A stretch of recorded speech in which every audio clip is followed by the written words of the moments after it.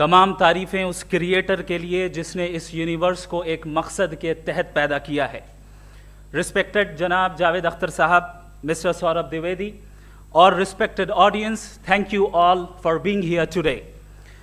आज की डिबेट में चूंकि हम बात करने वाले हैं डज गॉड एग्जिस्ट के टॉपिक पर, तो ये एक ऐसा टॉपिक है जिसके मुताल्लिक कोई भी डिसीजन लेने के लिए अलग अलग स्टैंडर्ड्स हो सकते हैं।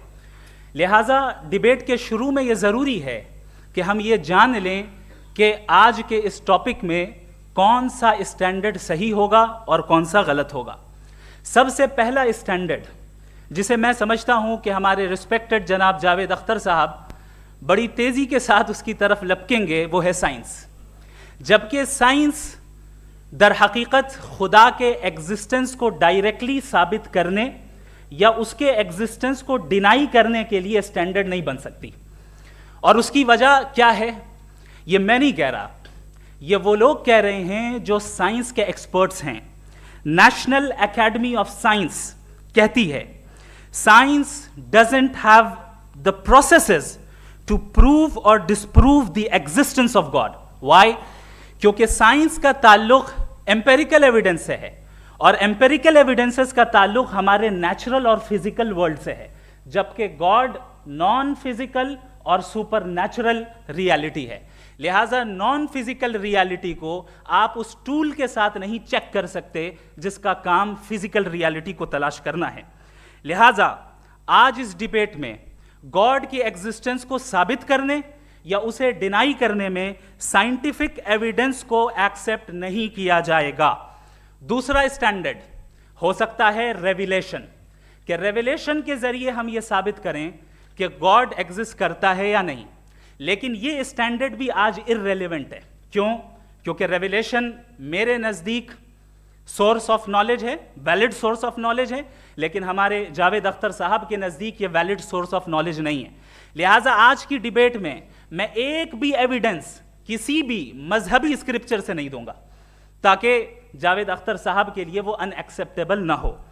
तीसरा जो मेयार हो सकता है वो है ऑब्जर्वेशन, कि भाई कोई कहे कि हमें खुदा दिखाओ, अगर है तो दिखाओ, या ये कि खुदा के एग्जिस्टेंस पर एम्पेरिकल एविडेंस दो, तो ये है दर हकीकत गलत टूल का इस्तेमाल करना। ये ऐसा ही है कि जावेद साहब मुझसे ये मुतालबा करें कि मुफ्ती साहब आप मेटल डिटेक्टर के जरिए प्लास्टिक डिटेक्ट करके दिखाएं। अब चूंकि प्लास्टिक डिटेक्ट नहीं हो पा रही है लिहाजा plastic does not exist. No, you are using the wrong tool. इस टूल से प्लास्टिक को डिटेक्ट नहीं किया जाता। लिहाजा मैं समझता हूं कि गॉड के एग्जिस्टेंस पर एम्पेरिकल एविडेंस का मुतालबा करना एक बचकाना मुतालबा है, और हमारे रिस्पेक्टेड जनाब जावेद अख्तर साहब इस स्टेज से अब बहुत आगे निकल चुके हैं। अब बचता है एक ही स्टैंडर्ड, और वो स्टैंडर्ड है अक्ल, लॉजिक, रीजनिंग। और यही वो स्टैंडर्ड है जिसके तहत गॉड की एग्जिस्टेंस को साबित किया जाएगा या गॉड की एग्जिस्टेंस को डिनाई किया जाएगा। लेकिन चूंकि ये बहुत इंपॉर्टेंट और सेंसिटिव टॉपिक है, इसलिए लॉजिकल आर्ग्यूमेंट भी ऐसा होना चाहिए जो डेफिनेटिव हो, इनडेफिनेटिव ना हो, जो 2 और 2 4 की तरह बिल्कुल वाजे हो, जिसे लॉजिकली रिजेक्ट करना पॉसिबल नहीं हो।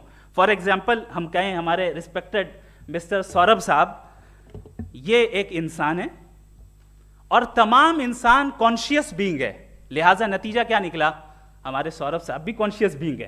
क्या ये इनडेफिनेट आर्ग्यूमेंट है या डेफिनेट आर्ग्यूमेंट है? ये डेफिनेट आर्ग्यूमेंट है। ये 2 और 2 की तरह वाजे है, इसमें किसी तरह जो है लॉजिकली इसको रिजेक्ट नहीं किया जा सकता। तो अगर आज हमारे जावेद अख्तर साहब ऐसी कोई अकली दलील और लॉजिकल एविडेंस दें खुदा के ना होने पर जो डेफिनेट भी हो, तो मैं ये ऐलान करता हूं कि यकीनन मैं उस एविडेंस को कबूल करूंगा और उस पर गौर करूंगा। लेकिन साथ में यह भी ऐलान कर देता हूं प्रेडिक्शन के तौर पर कि ऐसा कोई डेफिनेट आर्ग्यूमेंट कोई नहीं पेश कर सकता। दलील हम देंगे और डेफिनेटिव दलील देंगे, लॉजिकल दलील देंगे, ऐसी दलील देंगे जो एंटायर एथिस्टिक वर्ल्ड उसे रेफ्यूट नहीं कर सकती। चलें अब हम एक एग्जाम्पल सोचते हैं, एक सिनेरियो, सिंपल सिनेरियो, तमाम ऑडियंस से गुजारिश है, हम और आप एक आइसोलेटेड आइलैंड पर हैं, ऐसा आइलैंड जहां पे हमसे पहले कोई कभी नहीं गया। चलते चलते आपके सामने अचानक आपने देखा एक पिंक कलर की बॉल पड़ी हुई है, सबसे पहला सवाल आपके जहन में क्या आएगा कि ये बॉल यहां क्यों आई, कैसे आई, ये पिंक कलर की ही क्यों है, कोई और कलर भी हो सकता था, ये इसी शेप में क्यों है, कोई और शेप भी हो सकता था। नेचुरली आप इस तरफ पहुंचेंगे कि कोई ना कोई है जिसने इन स्पेसिफिक प्रॉपर्टीज के साथ इस बॉल को बनाया है और यहां पे रखा है। चूंकि आप जानते हैं कि ये जो बॉल है इसका एग्जिस्ट करना जरूरी नहीं है, ये एग्जिस्ट कर भी सकती थी, नहीं भी कर सकती थी, और एग्जिस्ट करना ही था तो किसी और फॉर्म में करती, किसी और कलर में करती। अब आप इस बॉल को एक्सपैंड करते चले जाएं, एक्सपैंड करते चले जाएं, एक्सपैंड करते चले जाएं, यहां तक कि ये बॉल यूनिवर्स के साइज की हो जाए। बताइए कि क्या साइज के बढ़ जाने से सवाल बदल जाएगा? हरगिज नहीं बदलेगा। अभी भी सवाल रहेगा ये यूनिवर्स कहां से आया, इन स्पेसिफिक प्रॉपर्टीज के साथ कहां से आया, क्यों आया, किसने बनाया, ये सवाल उस वक्त भी वैलिड रहेगा। लेकिन ये सवाल अगर हम जनाब जावेद अख्तर साहब से करें तो चूंकि इनका वर्ल्ड व्यू एथिस्टिक है, और सिर्फ इनका नहीं, मतलब जितने भी एथिस्ट हैं और एथिस्टिक वर्ल्ड व्यू को रखने वाले से अगर आप ये सवाल करें कि ये यूनिवर्स कहां से आया, तो इनका जवाब या तो आर्ग्यूमेंट फ्रॉम इग्नोरेंस होगा या डॉगमेटिक होगा। या तो ये कहेंगे कि मुझे नहीं पता कि ये कहां से आया, लिहाजा गॉड डज नॉट एग्जिस्ट, ये आर्ग्यूमेंट फ्रॉम इग्नोरेंस है, या ये कहेंगे कि ये यूनिवर्स खुद ब खुद बन गया। इसका मतलब ये है कि उस बॉल को भी खुद ब खुद बन जाना चाहिए, लेकिन बॉल के ताल्लुक से ये एक्सप्लेनेशन एक्सेप्ट नहीं की जाएगी कि ये खुद ब खुद बन गई, लेकिन यूनिवर्स के ताल्लुक से कर दिया जाएगा। इसे हम दूसरे अल्फाज में डॉगमा भी कह सकते हैं। दूसरी चीज, हमारे जावेद अख्तर साहब जरूर गॉड ऑफ गैप्स की मिसाल भी जरूर देंगे, और मिसाल देंगे कि पहले ज़माने में बिजलियां कड़कती थी तो लोगों ने किसी एक खुदा की तरफ, और बारिश होती थी तो दूसरे खुदा की तरफ मंसूब कर दिया, उनके पास दलील नहीं थी। यह हमारा वर्ल्ड व्यू है ही नहीं, यह हमारा वर्ल्ड व्यू है ही नहीं, क्योंकि नेचुरल फिनोमेना के प्रोसेस की इंटरप्रिटेशन को जान लेने से यह कहां से साबित हो गया कि गॉड एग्जिस्ट नहीं करता है। इस पर मैं इंशाअल्लाह अभी आगे बात करूंगा। आप हजरात ये भी देखेंगे, और मैं ये एक्सपेक्ट करता हूं कि हमारे रिस्पेक्टेड जनाब जावेद अख्तर साहब जरूर इमोशनल आर्ग्यूमेंट्स भी देंगे, जो कि एक लॉजिकल फेलेसी है जब बात आती है ट्रुथ को डिसाइड करने में। क्यों? मिसाल के तौर पर वो कहेंगे कि अगर गॉड है तो ईविल क्यों एग्जिस्ट करता है, जबकि मैं कहता हूं ईविल का एग्जिस्ट करना गॉड के एग्जिस्ट करने की दलील है, उसके खिलाफ नहीं है। चूंकि अगर गॉड है तो हम सब उसके सामने अकाउंटेबल हैं, और अगर हम अकाउंटेबल हैं तो अकाउंटेबिलिटी के लिए ईविल का मौजूद होना जरूरी है, उसके बगैर हम अकाउंटेबल नहीं हो सकते। और अगर हम अकाउंटेबल नहीं हैं तो हम जनाब जावेद अख्तर साहब से पूछेंगे कि आप बताएं कि फिर सफरिंग इस दुनिया में क्यों है? अगर खुदा नहीं है तो सफरिंग क्यों है? और उन लोगों के जज्बे का क्या जिनके अंदर सफरिंग के बाद इंतकाम लेने का जज्बा पाया जाता है और वो इस दुनिया से ऐसे ही चले गए, क्या उनकी सारी तकलीफें बेकार चली जाएंगी?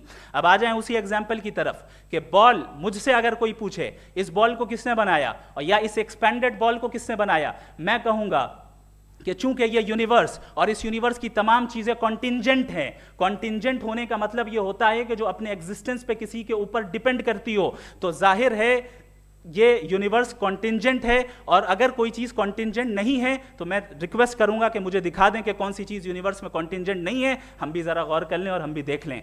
और जब कॉन्टिंजेंट चीजें मौजूद हैं तो फिलोसोफर्स की इस्तिलाह के मुताबिक, हम उस टर्मिनोलॉजी के मुताबिक हम उस जगह तक पहुंचते हैं और उस हस्ती तक पहुंचते हैं जिसे नेसेसरी बीइंग कहा जाता है, कि ये वो नेसेसरी बीइंग है जिसका मौजूद ना होना नामुमकिन हो। क्योंकि अगर ये मौजूद ना हो तो सारी चीजें एग्जिस्टेंस में आएंगी ही नहीं, और ये सारी कॉन्टिंजेंट चीजें उसी के ऊपर डिपेंड करती हैं। अब अगर आप ये सवाल करते हैं कि फिर उस हस्ती को किसने बनाया, फिर उसका कॉज क्या है, फिर उसका कॉज क्या है, फिर उसका कॉज क्या है, और एंडलेसली चले जाएं, इसे हम कहते हैं इन्फिनिट रीग्रेस ऑफ कॉजेस, जो कि लॉजिकल फेलेसी है। कॉन्सेप्चुअली इन्फिनिटी पॉसिबल है। मिसाल के तौर पे न्यूमेरिकल्स 1 2 3 गिनते चले जाएं, इन्फिनिट नंबर्स हैं। मैं कॉन्सेप्चुअली बात नहीं कर रहा, प्रैक्टिकली रियलिटी में साबित करके दिखाएं कि infinite regress of causes possible हैं या नहीं। अगर पॉसिबल हैं तो हम मान लेंगे, मिसाल दे दें, और पॉसिबल नहीं है तो एक ही ऑप्शन बचता है जिसे हम कहते हैं नेसेसरी बीइंग। ऐसी नेसेसरी बीइंग जो इंडिपेंडेंट है, क्योंकि अगर वो डिपेंडेंट हुई तो वो नेसेसरी नहीं रहेगी। ऐसी इंडिपेंडेंट बीइंग जो इटर्नल है, अगर वो इटर्नल नहीं होगी, उसकी बिगिनिंग होगी तो वो खुद कॉन्टिंजेंट है। ऐसी बीइंग जो पावरफुल है, क्योंकि कॉन्टिंजेंट को एक्चुअलाइज करने के लिए पावर चाहिए। ऐसी बीइंग जो इंटेलिजेंट है और नॉलेजेबल है, क्योंकि ये यूनिवर्स स्पेसिफिक फॉर्म और स्पेसिफिक लॉज ऑफ नेचर के तहत प्रिसाइजली चल रहा है। Thank you. थैंक यू मुफ्ती साहब। मैं इन दलीलों के बाद जावेद अख्तर साहब से गुजारिश करूंगा, आप बैठ के बोलना चाहेंगे या वहाँ जी।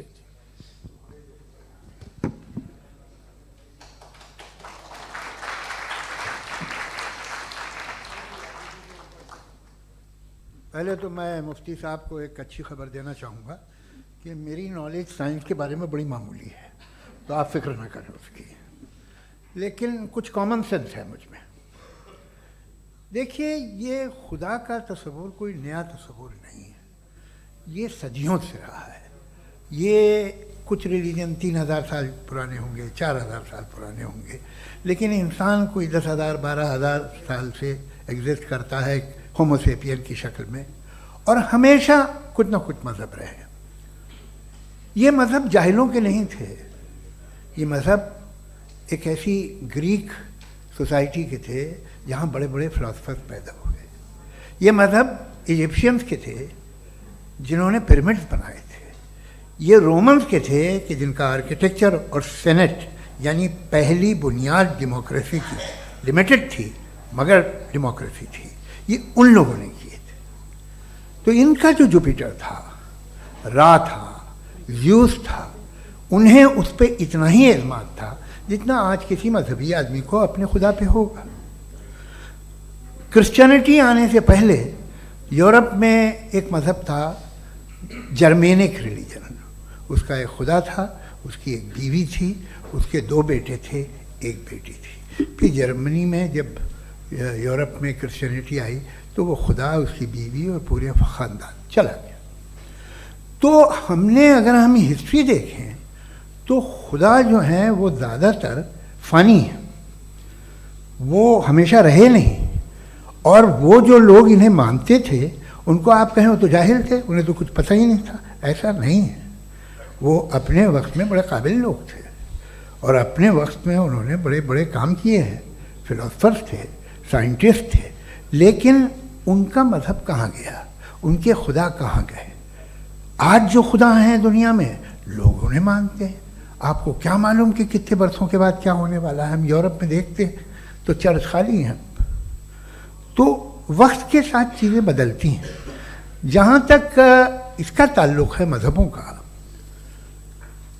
हर मज़हब आपसे एक चीज़ मांगता है, faith.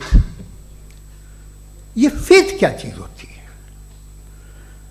What is the difference between faith and belief? ये तो बहुत ही अहमखाना बात होगी कि कोई आदमी कहे साहब अगर खुदा है तो मुझे दिखाइए। ये तो जाहिलाना बात हुई। मैंने तो नॉर्थ पोल नहीं देखा है, मगर मैं मानता हूँ कि नॉर्थ पोल है। मैं क्यों मानता हूँ? इसलिए कि अगर ये दुनिया राउंड है तो उसका कोई टॉप होगा। कुछ लोग हैं जो वहाँ गए भी हैं, कॉमन सेंस कहता है कि ऐसा होगा, सबूत है, गवाह है, रीज़न है। तो ये मेरा फेथ नहीं है। तो फेथ में और बिलीफ में डिफरेंस क्या है? जो मज़हब मांगता है आपसे, हर मज़हब फेथ मांगता है। फेथ का मतलब ये है कि ना कोई गवाह हो, ना कोई सबूत हो, ना कोई रैशनल हो, ना कोई लॉजिक हो, ना कोई प्रूफ हो, मगर तुम एक बात को मानो। ये है फेथ। वरना बिलीफ होता। अगर इसमें कुछ भी सबूत होते, गवाह होते, तो फिर इसे आप बिलीफ कहते। जैसे मेरा बिलीफ है कि नॉर्थ पोल है, मेरा फेथ थोड़ी है। फेथ इन तमाम शर्तों को रद्द करता है। तो फिर स्टुपिडिटी क्या है? अगर मैं एक बात ऐसी मानूं जिसकी ना कोई लॉजिक है, ना कोई रैशनल है, ना कोई प्रूफ है, ना कोई गवाह है, ना कोई सबूत है, और मैं उसे मानूं, तो ये स्टुपिडिटी हुई। इसे ही भाई कल को मैं यकीन कर लूँ कि एलॉन मस्क जो है मेरा भाई है, तो मुझे इंतहाई खुशी होगी, सुकून भी बहुत मिलेगा मुझे। लेकिन और कहे भाई क्यों मानते हो, क्या सबूत है भाई, वो तो अमेरिकन है और तुम तो इंडियन हो, वो तो नस्ल अलग है, तुम्हें कभी मिले भी नहीं। साहब देखिए मेरा फेथ है, इस पर बात न किया। फेथ का मतलब ही यह है कि आप प्रूव नहीं कर सकते। अगर आप प्रूव कर सकते हो तो फेथ की ज़रूरत ही नहीं, फिर तो आप बात करेंगे, आप कितनी बहस कर लीजिए। अल्टीमेटली दुनिया का हर मज़हब फेथ पे टिका है, और फेथ का मतलब है एक ऐसा यकीन जिसका कोई सबूत, कोई गवाह, कोई रैशनल नहीं। अब आप ये कहें, क्या आप ये क्यों कह रहे हैं कि साहब ये कायनात किसने बनाई? कमाल ये है कि आपने बताया कि एक आइलैंड पे गए और एक बॉल देखी। आपने ये नहीं कहा कि आइलैंड किसने बनाया, आपको सिर्फ बॉल पे हैरत हुई। हमने आइलैंड पे हमने हैरत नहीं की, होते हैं आइलैंड। इसी तरह ये आइलैंड है, सितारे, ये गैलेक्सीज, ये सब आइलैंड हैं, खला में। हम उन्हें टेकन फॉर ग्रांटेड लेते हैं, हम पूछते नहीं किसने बनाए। आपने जजीरे के बारे में भी नहीं पूछा है। मेरी पैदाइश कैसे हुई? क्या मैं प्लान पैदा हुआ था? I was plan to be born, या एक लकी स्पर्म था जो किसी एक से चिपक गया? मेरी पैदाइश रैंडम। और इंसाफ जिसे आप कहते हैं, इंसाफ का तो नेचर से कोई वास्ता ही नहीं है। जो आप कहते हैं कि एक दिन इंसाफ मिलेगा, इंसाफ is a human concept, nature में कोई इंसाफ नहीं। अगर शेर हिरन को खा जाता है तो उसे कोई सजा नहीं मिलती। अगर एक आंधी आती है और हरे भरे पेड़ों को उखाड़ के फेंक देती है तो आंधियों की जेल नहीं होती है। नेचर में इंसाफ नहीं, इसलिए वो नेचर को इंसाफ की जरूरत भी नहीं। नेचर तमाम एक है। अब हम कहें कि साहब ये देखिए जो मैंने खाना खाया था, ये मेरी आँख तो नहीं यूँ कर दिया उसे, तो इसे सज़ा मिलनी नहीं, वो सिस्टम है, ऐसे ही चल रहा है। नेचर बगैर इंसाफ के है। इंसाफ इज अ ह्यूमन कॉन्सेप्ट। तो जो आपसे कहता है कि मैं तुम्हें इंसाफ दूंगा, वो इंसानी जहन की पैदावार है। ये नेचुरल है ही नहीं, ये आसमानी है ही नहीं। नेचर का तसव्वुर, इंसाफ का तसव्वुर। भाई आप साथ मिलते हैं, अब आप लेफ्ट हैंड ड्राइव कर लें, ये क्या है? तमाम सच, तमाम नेकी, तमाम शराफत लेफ्ट हैंड ड्राइव है। वरना क्या होगा, या तो आप क्रॉस कर देंगे, आपका एक्सीडेंट हो जाएगा, या आप किसी को मार देंगे, या ट्रैफिक जैम हो जाएगा। झूठ, बेईमानी, रिश्वतखोरी, ये तमाम जो है driving on the wrong side है। इसके ऊपर कुछ नहीं।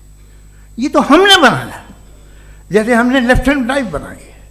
ये कॉन्सेप्ट ऑफ इंसाफ जो है ये हमारा है, इसका नेचर से कोई वास्ता नहीं। शेर खा जाता है हिरन को, उसे जेल होती है क्या? कुछ भी नहीं, है ही नहीं। तो ये जो दुनिया के रिलीजन प्रॉमिस करते हैं आपसे इंसाफ, इसी से मालूम होता है कि ये मैन मेड है। ये तसव्वुर कहीं और का है ही नहीं। जो नेचर है, कुछ लोग कहते हैं नेचर ही खुदा है, तो नेचर में तो इंसाफ नहीं कहीं। और आप वादा कर रहे हैं कि तुम्हें मरने के बाद इंसाफ मिलेगा। मुझे अगर मिलेगा तो मैं बहुत खुश होऊंगा, लेकिन मैं यकीन नहीं कर पाता हूँ, इसलिए कि मैं फेथ नहीं पैदा कर सकता। The very fact that religions demand faith, इसका मतलब है कि उनके पास जस्टिफिकेशन नहीं है। अच्छा था, फिर रिलीजन अगर मॉडरेशन में है, कोई सा भी नहीं, वो आप में कुछ खूबियाँ भी पैदा करता होगा, देखिए उससे ये फ़ायदा है, वो फ़ायदा है। अल्कोहल जो है वो ज़्यादातर दवाओं में यूज़ होती है, और एक सर्वे किया गया था अमेरिका में कि लॉन्जिटिविटी किन लोगों की है। तो एक तरफ वो लोग थे जो शराब पीते ही नहीं थे, और एक तरफ वो थे जो एक बोतल शराब रोज़ पीते थे। सबसे ज़्यादा लंबी उम्र की है जो 2 पैक नाप के शराब पीते हैं और खाना खाते हैं। मगर हम शराब को बुरा समझते हैं, मैं भी बुरा समझता हूँ। क्यों? ऐसा होता नहीं। कुछ चीज़ों में आदत होती है जो बढ़ती है। आज तक में एक आदमी दूध पीता है, आप 10 साल बाद भी मिलेंगे तो एक ही गिलास पीता होगा। ऐसा नहीं होता, सुबह से दूध पीता रहता है। मिल्कोहलिक मैंने नहीं देखे, अल्कोहलिक होते हैं। ये टेंडेंसी है मजहब की कि वो बढ़ता है, जैसे कैंसर बढ़ता है, जैसे शराब बढ़ती है। कुछ लोग होंगे जो उसे सही तरह से यूज़ करते हैं। मुझे यकीन है कि हमारे मुफ्ती साहब भी उनमें से एक, इनसे बहुत खुशी हुई मुझे इनसे मिलकर। लेकिन कितने लोग हैं कि आज आप देखते हैं दुनिया में जो तबाहियाँ हैं, इनमें कितना हाथ है उन लोगों का जो बिलीवर। कहते था मजहब ये नहीं कहता, ना कहता होगा, मगर जब ये मजहब पीते हैं तो ऐसे बिहेव करते हैं। थोड़ा सा अगर हो तो शायद बहुत अच्छी बात, लेकिन शराब थोड़ी सी नहीं रहती, उसमें टेंडेंसी है पहले। थोड़ा सा अगर 2-3 कैंसर के सेल हो ना बॉडी में तो आदमी स्लिम रहेगा, लेकिन वो 2-3 सेल नहीं रहते, वो मल्टीप्लाई होते हैं। जावेद साहब टाइम पूरा हो गया। टाइम हो गया तो बस बात खत्म हो गई। अच्छा, मुझे कुछ और कहने को था भी नहीं। जी, मैं पहले जवाबी दौर के लिए इनवाइट कर रहा हूं मुफ्ती साहब को। Your rebuttal round 1, you have 7 minutes.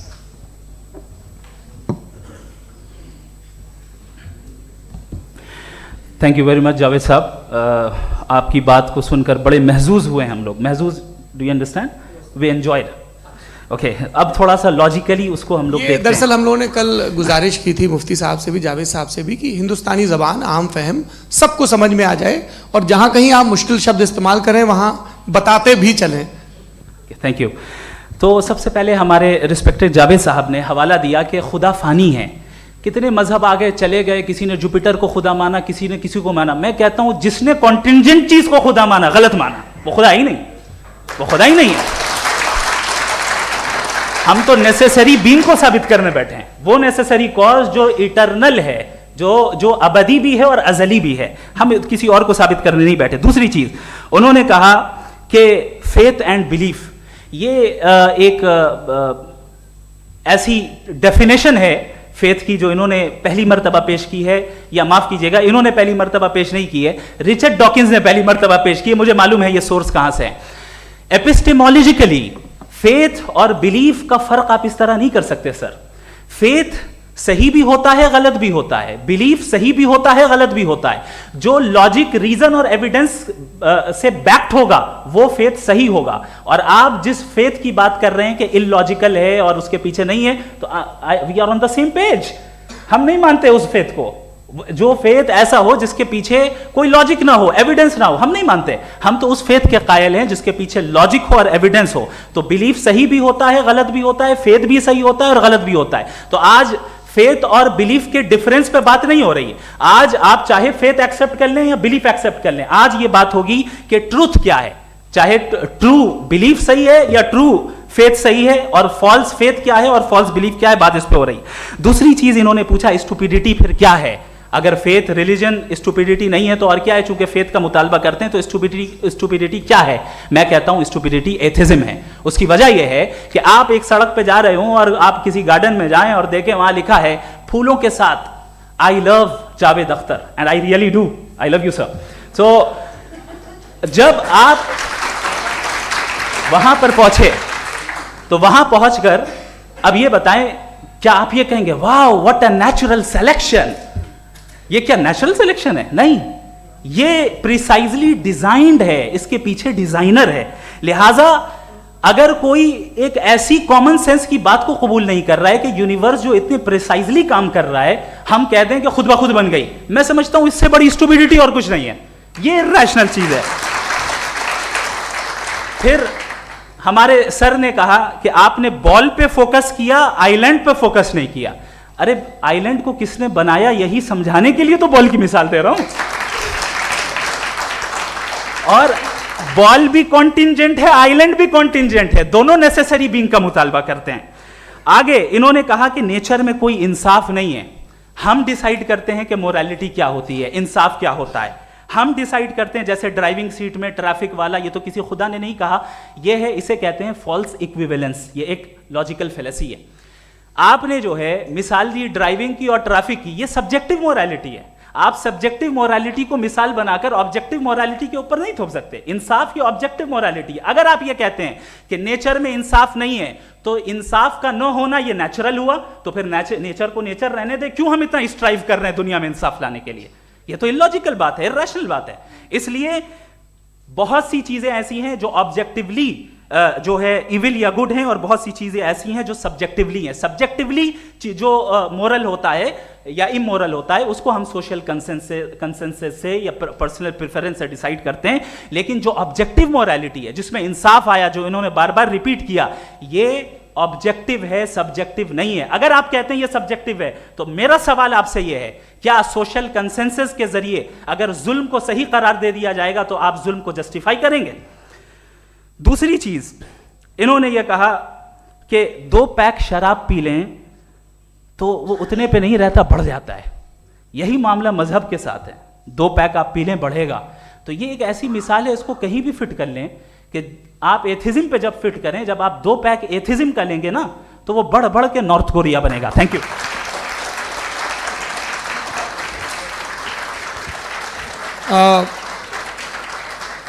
First round के रिबटल के लिए मैं जावेद साहब को इनवाइट कर रहा हूं। आपके पास 7 मिनट का वक्त है, रीसेट कर दीजिएगा प्लीज।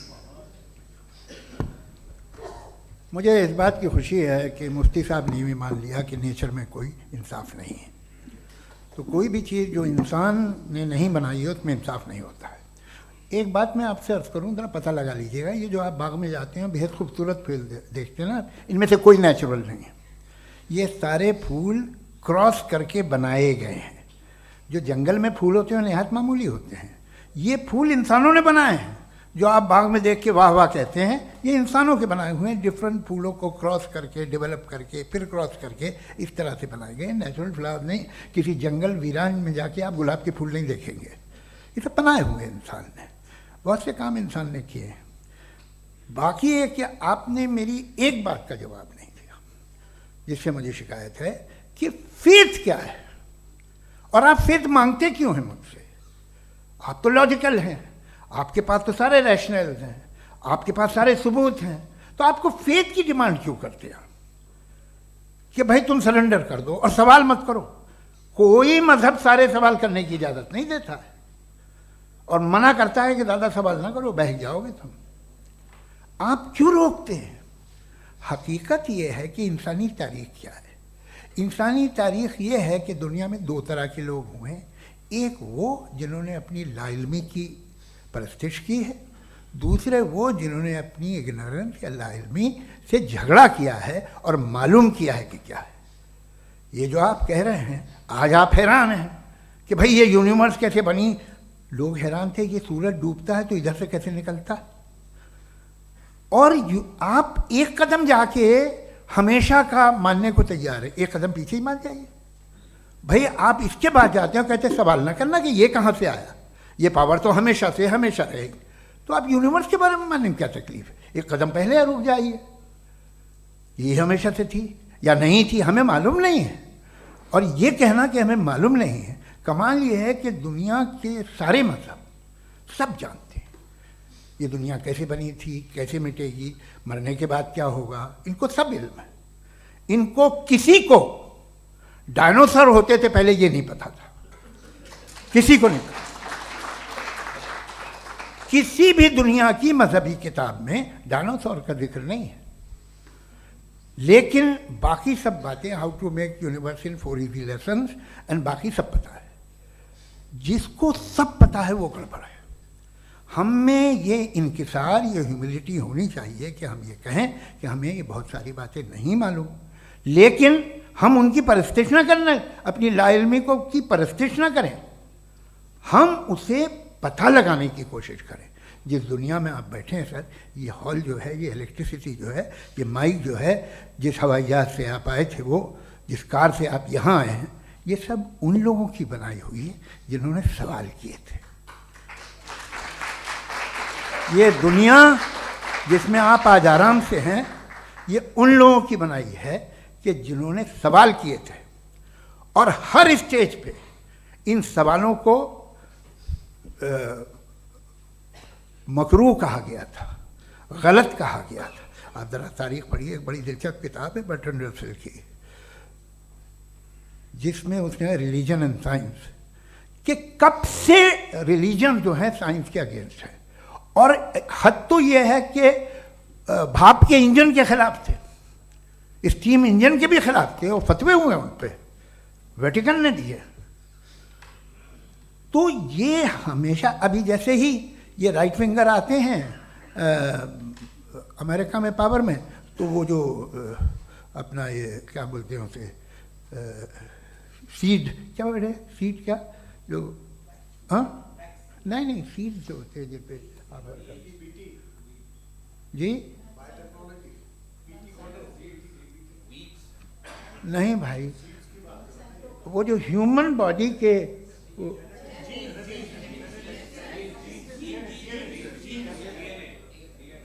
उस पर रिसर्च बंद हो जाती है, रिपब्लिकन नहीं करने देते। अरे भाई इतना डर क्या है तुम्हें? एक ज़माने में बहुत नाराज थे ये सारे मजहबी लोग कि ये इंसान तो इंसान बनाने की कोशिश कर रहा है। आपको क्या तकलीफ भाई, बना ले तो बना लेने दो, ये खौफ क्या है? और ये सब आज जो आप कह रहे हैं नामुमकिन है, ये कैसे हुआ? मुझे एक किस्सा याद आता है। जब मैं छठी क्लास में था तो मैं मैथमेटिक्स में बहुत वीक था, तो एक टीचर रख दिया गया, उसने 1 2 3 4 5 6 7 को सिखा दिया मुझे। वो दिन मैं भूल नहीं सकता हूँ मुफ्ती साहब, जिस दिन उसने ये बताया कि 1/2 क्या होता है और 3/4 क्या होता है, मुझे ऐसा लगा कि मेरा सर बीच से फट जाएगा। ये आदमी कह रहा है कि जो दीवार के अंदर जाओ वॉक करते हुए। आज हंसता हूँ मैं इस बात पे। तो आज जो बातें आपके जहन से बिल्कुल परे हैं और आप हैरान होते हो उन्हें देख के, एक वक्त आएगा कि मामूली लगेंगे। और हुआ है, आपकी इंसानी तारीख ही है। इतनी जल्दी सारे फैसले आप मत कर लीजिए, थोड़ा ये ह्यूमिलिटी रखिए कि भाई ये हमें नहीं मालूम। ये कहने में क्या आ रहा है? ये यूनिवर्स कहाँ तक फैली, ये कब से है और कब तक रहेगी, हमें नहीं मालूम। आपने फैसला कर लिया कब बनी। ये आपके हिसाब से कोई 14 बिलियन ईयर बनी जो समझा जाता है। उससे पहले हजारों करोड़ों अरबों साल तक खुदा बैठा क्या कर रहा था? खामोश बैठा था, ऐसी जमाइयाँ ले रहा था। फिर उसे आइडिया आया, यार एक काम करते, वक्त अच्छा गुजर जाएगा, यूनिवर्स बनाते हैं। सोचिए, वो तो हमेशा से है ना, मगर यूनिवर्स हमेशा से नहीं है, ये तो बनाई गई है। और उससे पहले क्या था, इनका क्या काम था? कैसी बात है, ये बड़ा आसान है। जो बात हमें आज धीरे धीरे पता चली है, बरसों 2000 और 2500 साल पहले आपको किसी ने बता दिया कि क्या था, आप मान गए, और तब से वही मान रहे हैं जो 2500 साल पहले कहा गया था। सब कुछ बदल गया है, सॉल्व हो रही हैं चीज़ें। अभी साइंस बिल्कुल दावा नहीं करती, या कोई फिलोसफर ये दावा नहीं करता कि हमें सब मालूम, बल्कि वो कहता है कि हमें जितना मालूम होता है उससे ये मालूम होता है कि हमें कितना कम मालूम। तो हम अपनी जहालत से लड़ें, उसकी परस्तिश ना करें। जी, टाइम है। Thank you so much. मैं तर्कों की श्रृंखला में राउंड 2 के लिए मुफ्ती साहब को आमंत्रित कर रहा हूँ। आपके पास एक बार फिर से 7 मिनट का वक्त है। शुक्रिया। जनाब जावेद अख्तर साहब कई मरतबा दोहरा रहे हैं कि फ़ेथ का मतलब बताइए, फ़ेथ का मतलब बताइए। मैंने बता दिया, फ़ेथ सही भी होता है, गलत भी होता है। और आज हम फ़ेथ पे बात नहीं कर रहे, हम ट्रुथ और डज गॉड एग्जिस्ट पे बात कर रहे हैं। क्या डज गॉड एग्जिस्ट, ये ट्रुथ यानी गॉड है या नहीं है, इसमें से दोनों ट्रुथ क्या है। अब आप उसे फेथ कह लें, बिलीफ कह लें, नॉट माई बिजनेस। उसके बाद आपने कहा कि भाई सवाल करने से मजहब रोकता है। मैं कहता हूं जो रोकता है वो रोकता होगा, मैं नहीं रोकता, बल्कि सवाल करें, सवाल करना चाहिए। सवाल कर करके तो हम आगे बढ़ते हैं, तरक्की करते हैं, और इसीलिए मैं आज यहां पे आया हूं। लेकिन सवाल सिर्फ खुदा से नहीं होगा, आपसे भी होगा। सवाल एथिज्म से भी होगा, सवाल सिर्फ मजहब से नहीं होगा, सबसे होगा। और आज मैं सवाल करूंगा और उम्मीद है कि आप जवाब देंगे। अभी तक आपने वैसे कॉन्टिंजेंसी आर्गुमेंट का कोई जवाब नहीं दिया। चलें, आपने कहा यूनिवर्स के बारे में इटर्नल क्यों नहीं बोल देते। ये चूंकि लॉजिकली पॉसिबल ही नहीं है कि यूनिवर्स इटर्नल हो। यूनिवर्स एक कॉन्टिंजेंट चीज है जो टाइम एंड स्पेस के पाबंद है, टाइम एंड स्पेस से बाउंड है। जो टाइम एंड स्पेस से बाउंड होगा वो कॉन्टिंजेंट होगा, जो कॉन्टिंजेंट होगा वो उसकी बिगिनिंग हुई होगी, जिसकी बिगिनिंग हुई होगी वो इटर्नल नहीं हो सकता। ये तो कॉमन सी बात है। आपने कहा कि किसी मजहबी किताब में डायनासोर का जिक्र नहीं है। अफसोस कि आज तक किसी मैथमेटिक्स के किताब में मुझे डायनासोर का जिक्र नहीं मिला। तो इसका मतलब मैथमेटिक्स की किताब बेकार है? नहीं, उसका वो टॉपिक नहीं है। रेवलेशन का और मजहबी किताबों का टॉपिक ये नहीं है कि आपको आके बताए साइकिल कैसे बनाते हैं, या आकर ये बताएं कि जो है डायनासोर कब था। वो तो मोरालिटी सिखाने आया है, गॉड के बारे में बताने आया, नॉन फिजिकल रियलिटी की हकीकत को सिखाने के लिए आया। रिलीजियन साइंस को रोकता है? नहीं रोकता, अगर रोकता है तो गलत करता है। रिलीजियन साइंटिज्म को रोकता है, जिसमें हमारे जावेद साहब मुब्तला हैं। साइंस और साइंटिज्म में फर्क है। साइंटिज्म यह है कि आप समझें कि साइंस और साइंटिफिक मेथोडोलॉजी ये नॉलेज को हासिल करने का वाहिद सोर्स ऑफ नॉलेज है, यह है साइंटिज्म। हम इसे रिजेक्ट करते हैं। हम साइंस को तो तरक्की करते हैं, भाई आप हमारी पूरी तारीख कर लें, पढ़ लें तो आपको पता चल जाएगा। बहरहाल ये अलग टॉपिक है।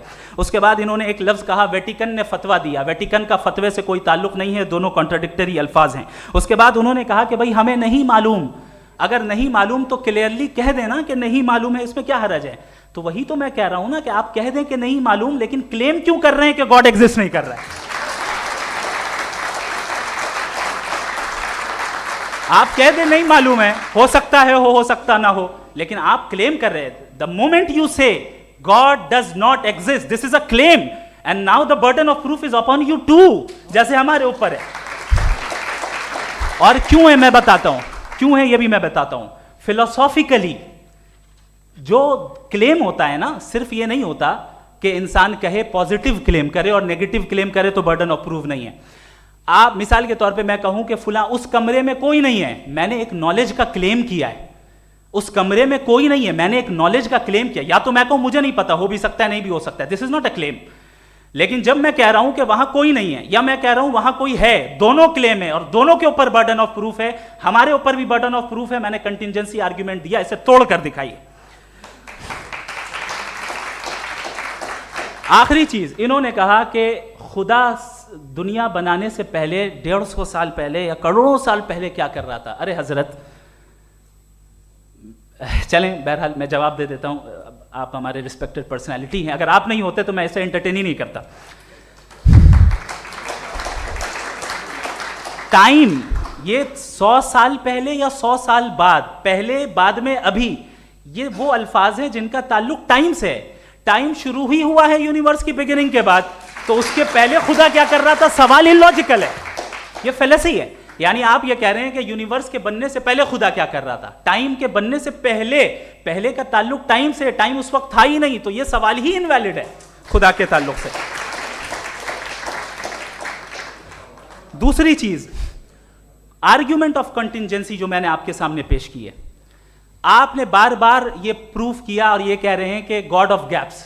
देखिए पहले नहीं मालूम था, साइंस ने कर दिया। सिंपल्स की मिसाल से मैं समझा देता हूं। जिस गैप्स की आप बात कर रहे हैं ना, साइंस उन गैप्स को जिन चीज के जरिए भी प्रूव करेगा वो कॉन्टिजेंट ही होगा, अब चाहे वो फोर्स हो, मैटर हो या एनर्जी हो।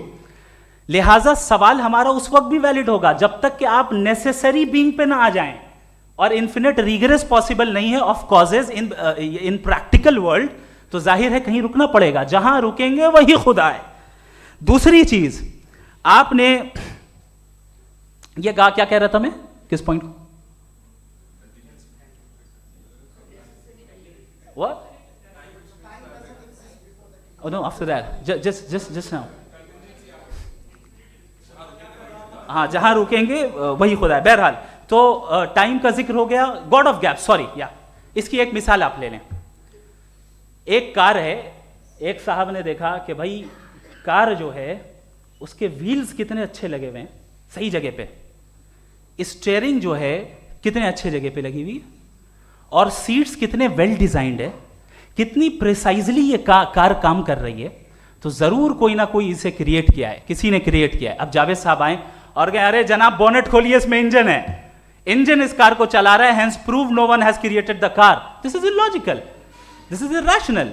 आपने इंजन के जरिए उस गैप को तो साबित किया, लेकिन क्या उससे कार की जो क्रिएशन है और उसका जो क्रिएटर है ये इम्पॉसिबल हो जाए? ऐसा पॉसिबल है? उसका सवाल खत्म हो जाए? ऐसा पॉसिबल है? नहीं। आपने गैप्स को फिल करके, कॉन्टिंजेंट चीजों से गैप्स को फिल करके हमारे ऑब्जर्वेशन को और ब्रॉड कर दिया। अब हमें और पता चल गया कि ये जो कार है इसका सिस्टम कितना ज्यादा कॉम्प्लेक्स है। पहले कम समझते थे, अब कॉम्प्लेक्सिटी और ज्यादा वाजे हो गई। अब हमें समझ में आ रहा है कि हमारी सर्टेनिटी और बढ़ गई कि जरूर इस कार को किसी ना किसी ने बनाया। यही मामला यूनिवर्स का है। साइंस हमेशा फिजिकल वर्ल्ड की चीजों को ही फिल करती जाएगी और फिजिकल चीजों से ही करती जाएगी, चूंकि एम्पेरिकल एविडेंस का ताल्लुक फिजिकल वर्ल्ड से है। आप साइंस के जरिए मेटाफिजिकल रियलिटी को कभी साबित नहीं कर सकते। ये रॉन्ग टूल का इस्तेमाल करना है। ये वही काम है कि आप मेटल डिटेक्टर से प्लास्टिक डिटेक्टर करने चलें, जो कि जाहिर है सही नहीं है। Thank you.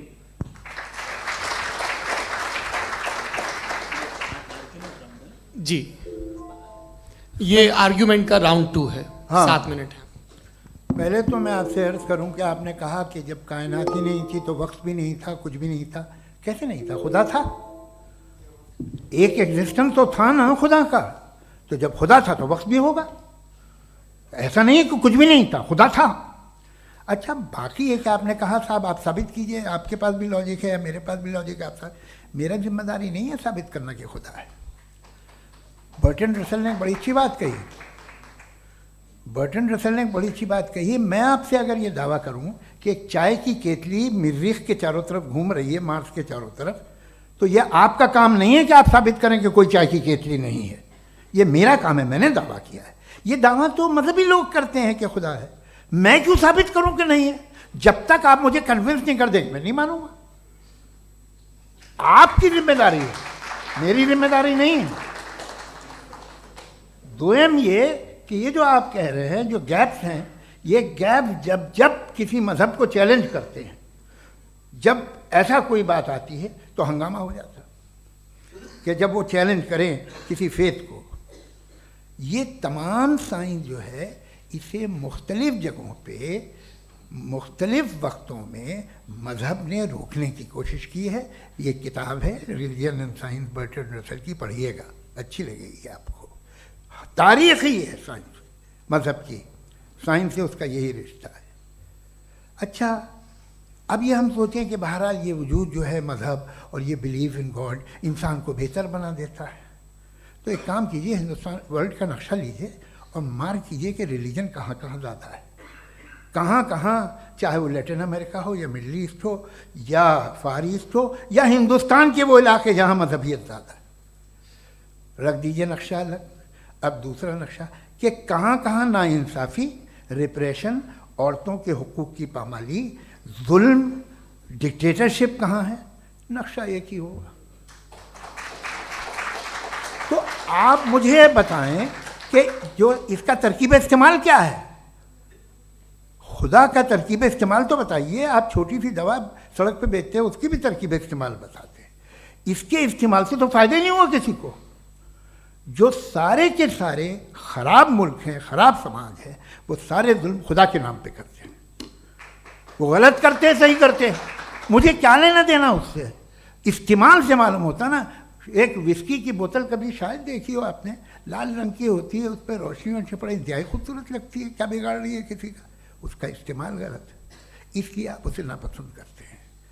इसका इस्तेमाल गलत है, इस तसव्वुर का इस्तेमाल ही गलत है और हमेशा से गलत हुआ है।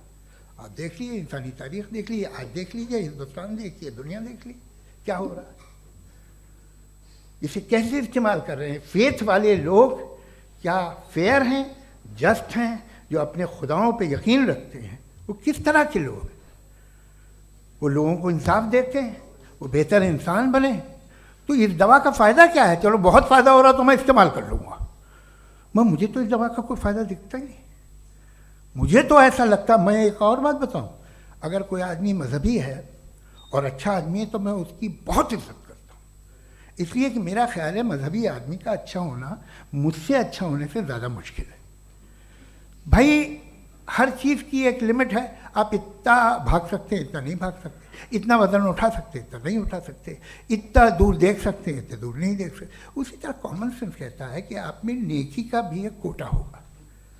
अब आप अगर सुबह जाते हैं अपनी इबादत गाह और इबादत करते हैं तो बाहर निकलते हैं तो आप तो यही महसूस करते हैं कि आपने एक बहुत अच्छा काम किया, आपकी नेकी का एक बहुत बड़ा कोटा खर्च हो गया जिससे किसी का कोई फ़ायदा नहीं। मैं तो नहीं जाता हूँ, तो मुझे तो किसी को खाना खिलाना पड़ेगा, किसी बेवा की मदद करनी पड़ेगी, मैं अपना कोटा कैसे कंज्यूम करूँ? आप अपना कोटा सारे मजहबी लोग इंतहाई यूजलेस कामों में यूज़ करते हैं, उसके बाद भी अगर आप में बच्ची है थोड़ी सी शराफत, तो भाई वाह क्या बात है।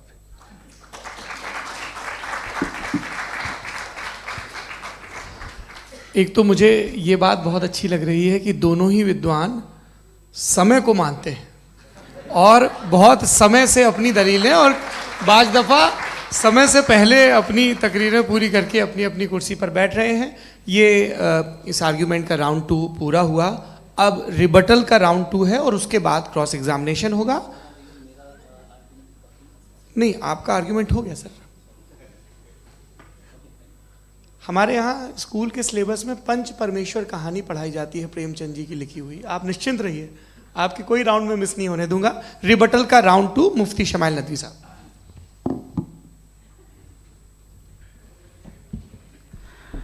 असल में जो हकीकी प्रॉब्लम है, असल प्रॉब्लम है वो ये है कि जावेद साहब के पास कॉन्सेप्ट ऑफ गॉड क्लियर नहीं है।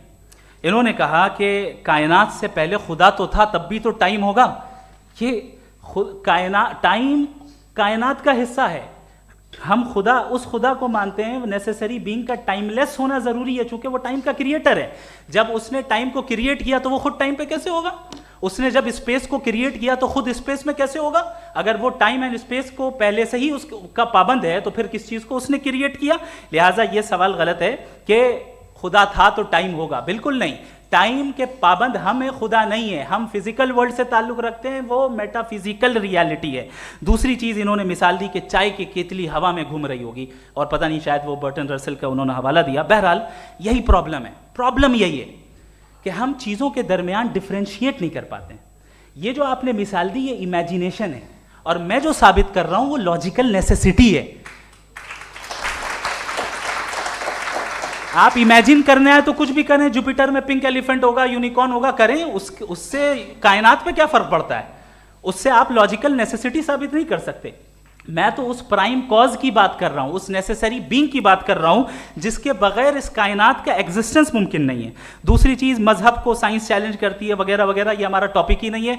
मैं इस पर बात करूंगा तो फिर मेरा वक्त चला जाएगा। मजहब के ऊपर चूंकि हमारी डिस्कशन नहीं है, साइंस को मजहब और बिलखुसूस मैं और हमारा वर्ल्ड व्यू कम अज़ कम साइंस को पीछे नहीं करता है, साइंटिज्म की मजम्मत करता है। इसकी वजाहत मैंने पहले कर दी। दूसरी चीज़ इन्होंने कहा वर्ल्ड का नक्शा लीजिए, वर्ल्ड मैप लीजिए, 2 अलग अलग जगह की। हजरत, मैंने ये होमवर्क किया था और मैंने मिडिल ईस्ट का एक नक्शा लिया और यूरोप का एक नक्शा लिया। ये मजहबी इलाका और ये लिबरल और एथीस्ट इलाका। मुझे पता चला कि सबसे ज़्यादा रेप केसेस जो हैं वहाँ पर हैं।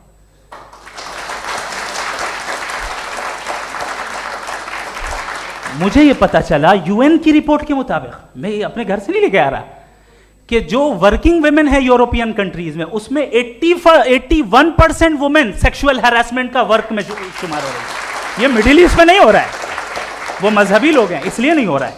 दूसरी चीज, आपने ये कहा कि मजहबी आदमी का अच्छा होना हमारे अच्छे होने से बहुत मुश्किल है, बहुत मुश्किल है। तो इसका मतलब यह है कि गॉड के अलावा आपके पास अच्छे और बुरे का कोई स्टैंडर्ड है। मैं चाहूंगा कि कन्वर्सेशनल स्टाइल वाली डिस्कशन और सेगमेंट पे इसी पे बात कर लेते हैं। Thank you very much.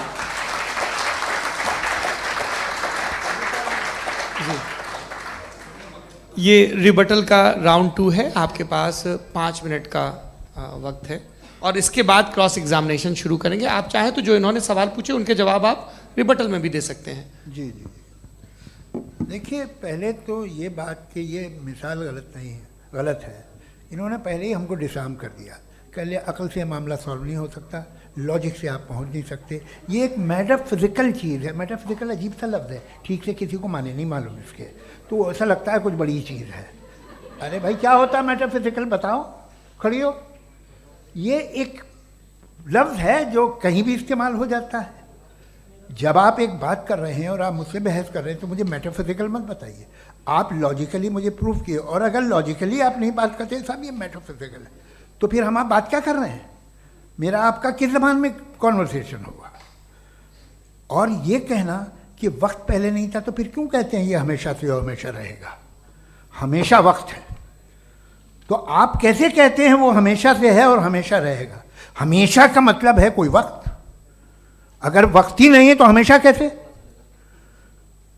बाहर वो रहेगा।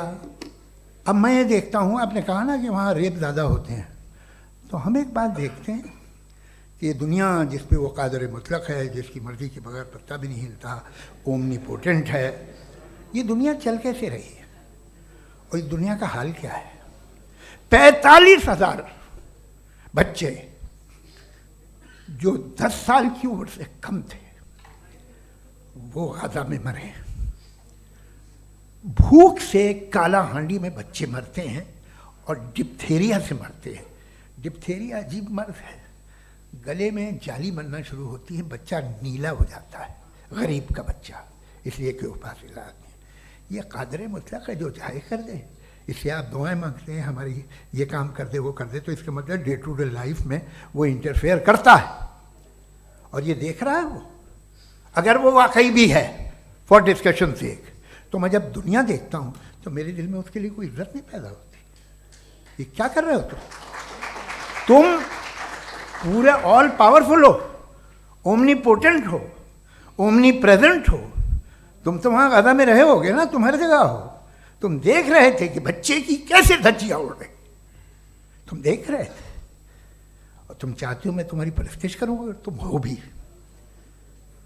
अरे यार, इसके अच्छे तो हमारे चीफ प्राइम मिनिस्टर हैं, कुछ तो ख्याल करते हैं। कमाल है, आप किसकी इबादत कर रहे हैं? अगर वो है भी, ये दुनिया नाइंसाफी से, जुल्म से, जबर से, तशद्दुद से भरी हुई है। और आप ये मत कहिएगा कि वो देख रहा है और वो बताएगा एक दिन। अगर वो देख रहा है और इंटरफेयर नहीं करता तो आप दुआ क्यों मांगते? आप कहते हैं मेरा ये काम करा दे, इसके मतलब है वो दखल दे सकता है, वो आपको नौकरी दिलवा सकता है, भले दूसरे आदमी को न मिले, मगर आपका काम कर देगा चूंकि आपने दुआ मांगी है। तो जब वो आपको नौकरी दिला सकता है, लड़की की शादी कर सकता है, बेटे को ग्रीन कार्ड दिलवा सकता है, तो कम से कम ये जो मर रहे हैं बच्चे, इनको रोक दे, कुछ तो करे। मुझे तो दुनिया में, इस दुनिया का कोई मालिक है, इसका ओमनीपोटेंट कोई रूलर है, और ये दुनिया ऐसी चल रही है। मैं तो चाहूँगा कि भाई ना हो, अगर हो तो बड़ी शर्मिंदगी की बात है। शुक्रिया।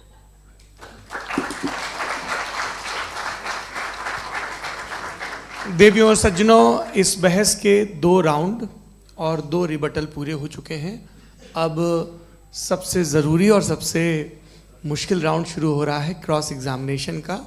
अब इन विद्वानों की सज्जनता की एक परख भी होगी और वक्त हमने 16 मिनट का तय किया है। पहला सवाल आप पूछना चाहेंगे? जी बिल्कुल। पहले बोले भी आप माइक ले लीजिएगा हाथ में, ये नीचे से ऑन हो जाएगा। जी मैं बोलता हूँ, ये डायस हटा सकते हैं क्या हम थोड़ा क्विकली?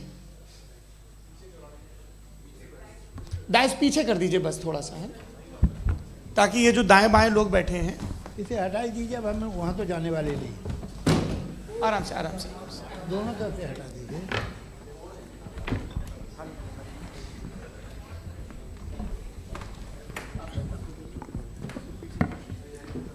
इस बीच आप लोग भी अपने अपने सवाल तैयार कर लें। ये ध्यान रखेंगे कि मैं यहाँ से सवाल लूँगा, आप लोगों को अपना हाथ ऊपर करना है, अपना नाम बताना है और अधिकतम 3 वाक्यों में अपना सवाल पूरा करना है। कई लोग सवाल की जगह भाषण देने लगते हैं, उससे आज बचना है।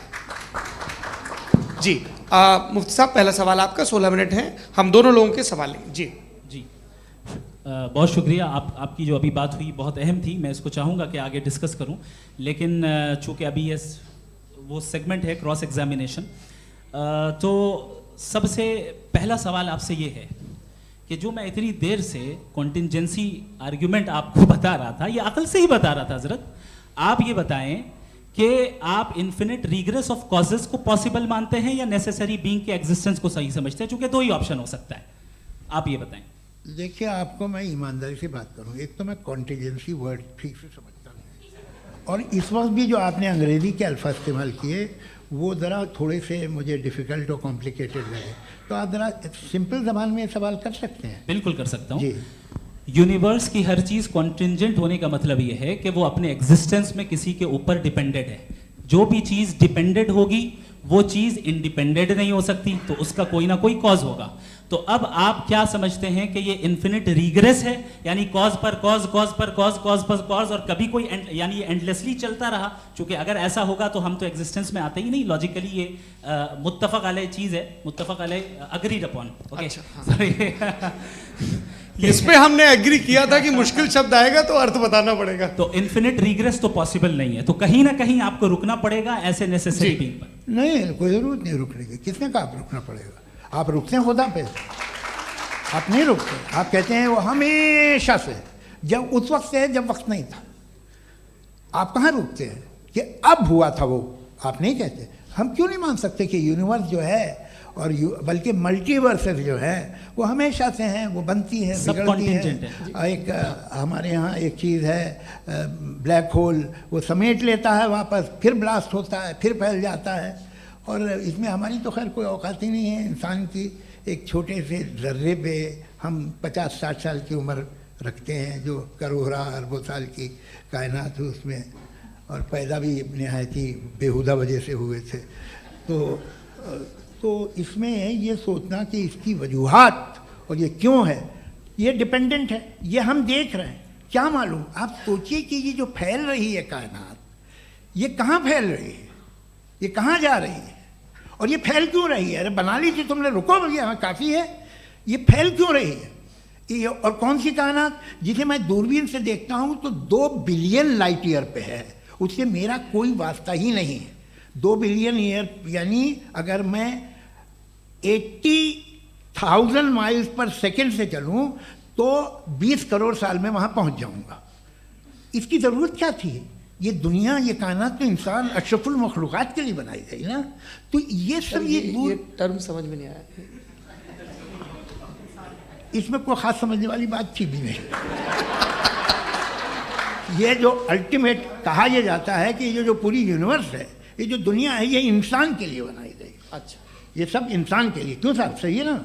बिल्कुल, लेकिन इसका ये मतलब नहीं कि किसी चीज के पीछे रीजन आपको नहीं पता तो रीजन नहीं है। इसे कहते हैं नहीं, from limited मुझे perspective। मुझे मुझे नहीं पता, लेकिन मेरी जिम्मेदारी नहीं है। वो बिल्कुल सही कहा था उसने, बर्टन रसल ने। आपने उसे मजाक में टाल दिया कि भाई आप एक दावा कर रहे हैं, मैं क्यों कहूँ कि ये गलत है दावा? आप प्रूफ कीजिए, मेरे पे जिम्मेदारी ही नहीं है, मैंने थोड़ी कहा है। आप प्रूफ कीजिए कि ये सही है। आप आर्ग्यूमेंट ऑफ कॉन्टिंजेंसी आप का जवाब कोई ही नहीं दे सवाल रहे हैं। पूछना चाहेंगे? है? आप सवाल पूछना चाहेंगे मुफ्ती साहब से? क्योंकि ये क्रॉस एग्जामिनेशन का दौर है। आप जैसे पहले बोल रहे थे फेथ को लेके कुछ। मैं ये पूछना चाहूँगा कि खुदा ने जो भी रेवलेशन किए हैं, एक मज़हब के लिए बहुत से मज़हबों में किए हैं, अलग अलग रेवलेशन है।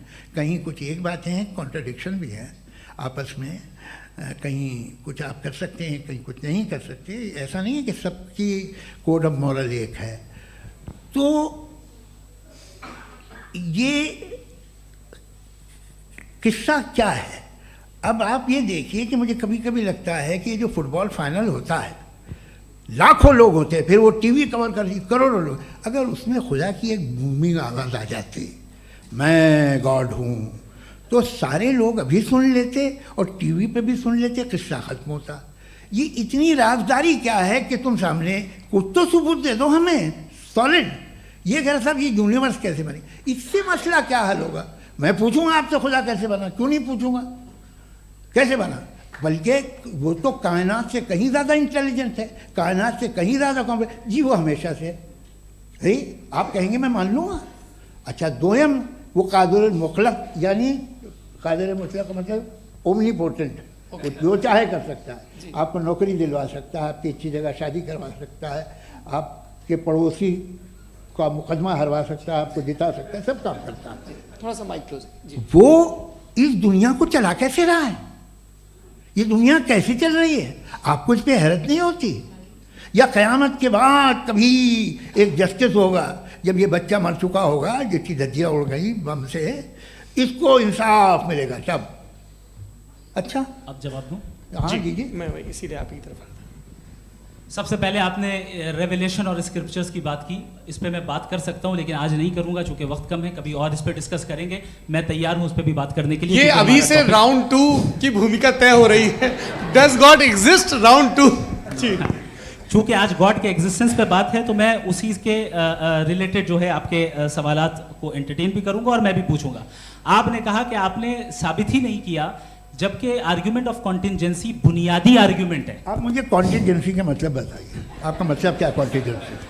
कॉन्टिंजेंसी का मतलब यह हुआ कि हर वो वजूद जो किसी भी चीज का पाबंद है, हर वो वजूद या हर वो चीज जो अपने एग्जिस्टेंस में किसी भी चीज के पाबंद है और उससे बाउंड है, उसको उसकी जरूरत है, उस पर डिपेंड करती है, तो जाहिर सी बात है कि उसका कोई ना कोई कॉज होता है। ये तो अक्ल की बात है।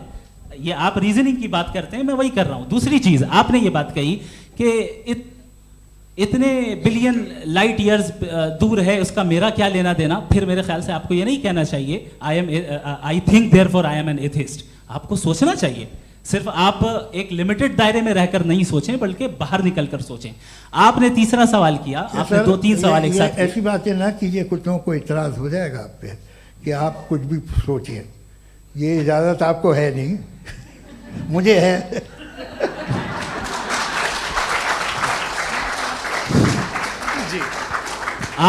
आपने प्रॉब्लम ऑफ इविल के ताल्लुक से सवाल किया और बार बार आप एक लफ्ज रिपीट कर रहे हैं कि ओमनीपोटेंट गॉड है, ऑल पावरफुल गॉड है। यही तो दरअसल समझना है कि गॉड का कॉन्सेप्ट क्या है। प्रॉब्लम ऑफ इविल जो है, प्रॉब्लम ऑफ इविल दर हकीकत 2 असम्पशंस पर कायम है।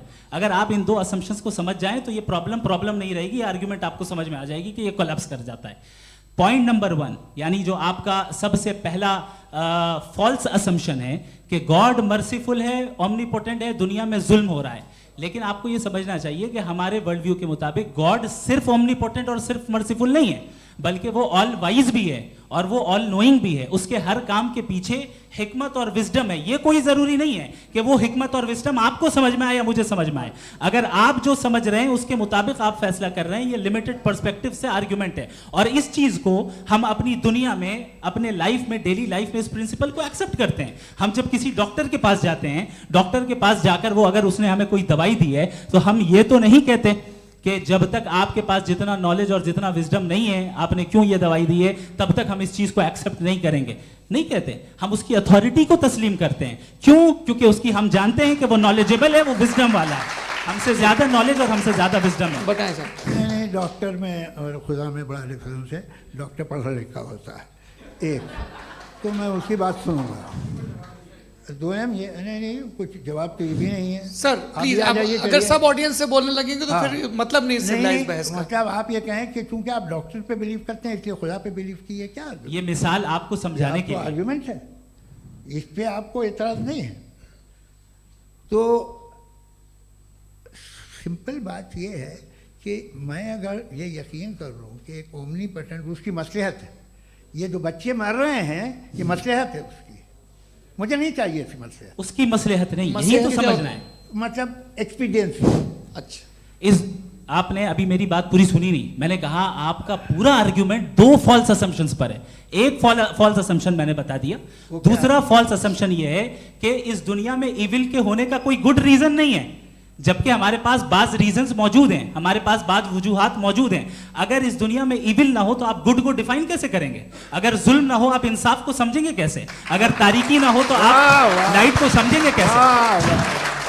बहुत अच्छे। अभी और सुन लें, अभी और बाकी है। ये तो बात बहुत पसंद आई साहब मुझे कि जब तक रेप ना हो तब तक औरतों की इज्जत का ख्याल आपने मेरा जवाब पूरा सुना ही नहीं। जब तक के बच्चों का कत्ल ना किया जाए तब तक आपको बच्चों की मासूमियत की इज्जत है। आपने पूरा जवाब सुना ही क्या नहीं। बात है, क्या आपने नुक्ता निकाला? आपने पूरा जवाब सुना ही नहीं। आप सुन लें, मेरी बात सुन लें। ये मैंने आपको एक चीज बताई। दूसरी चीज, इस दुनिया में हम आए हैं टेस्ट के लिए, हमारा टेस्ट हो रहा है और हर इंसान का अलग अलग अंदाज में टेस्ट होता है।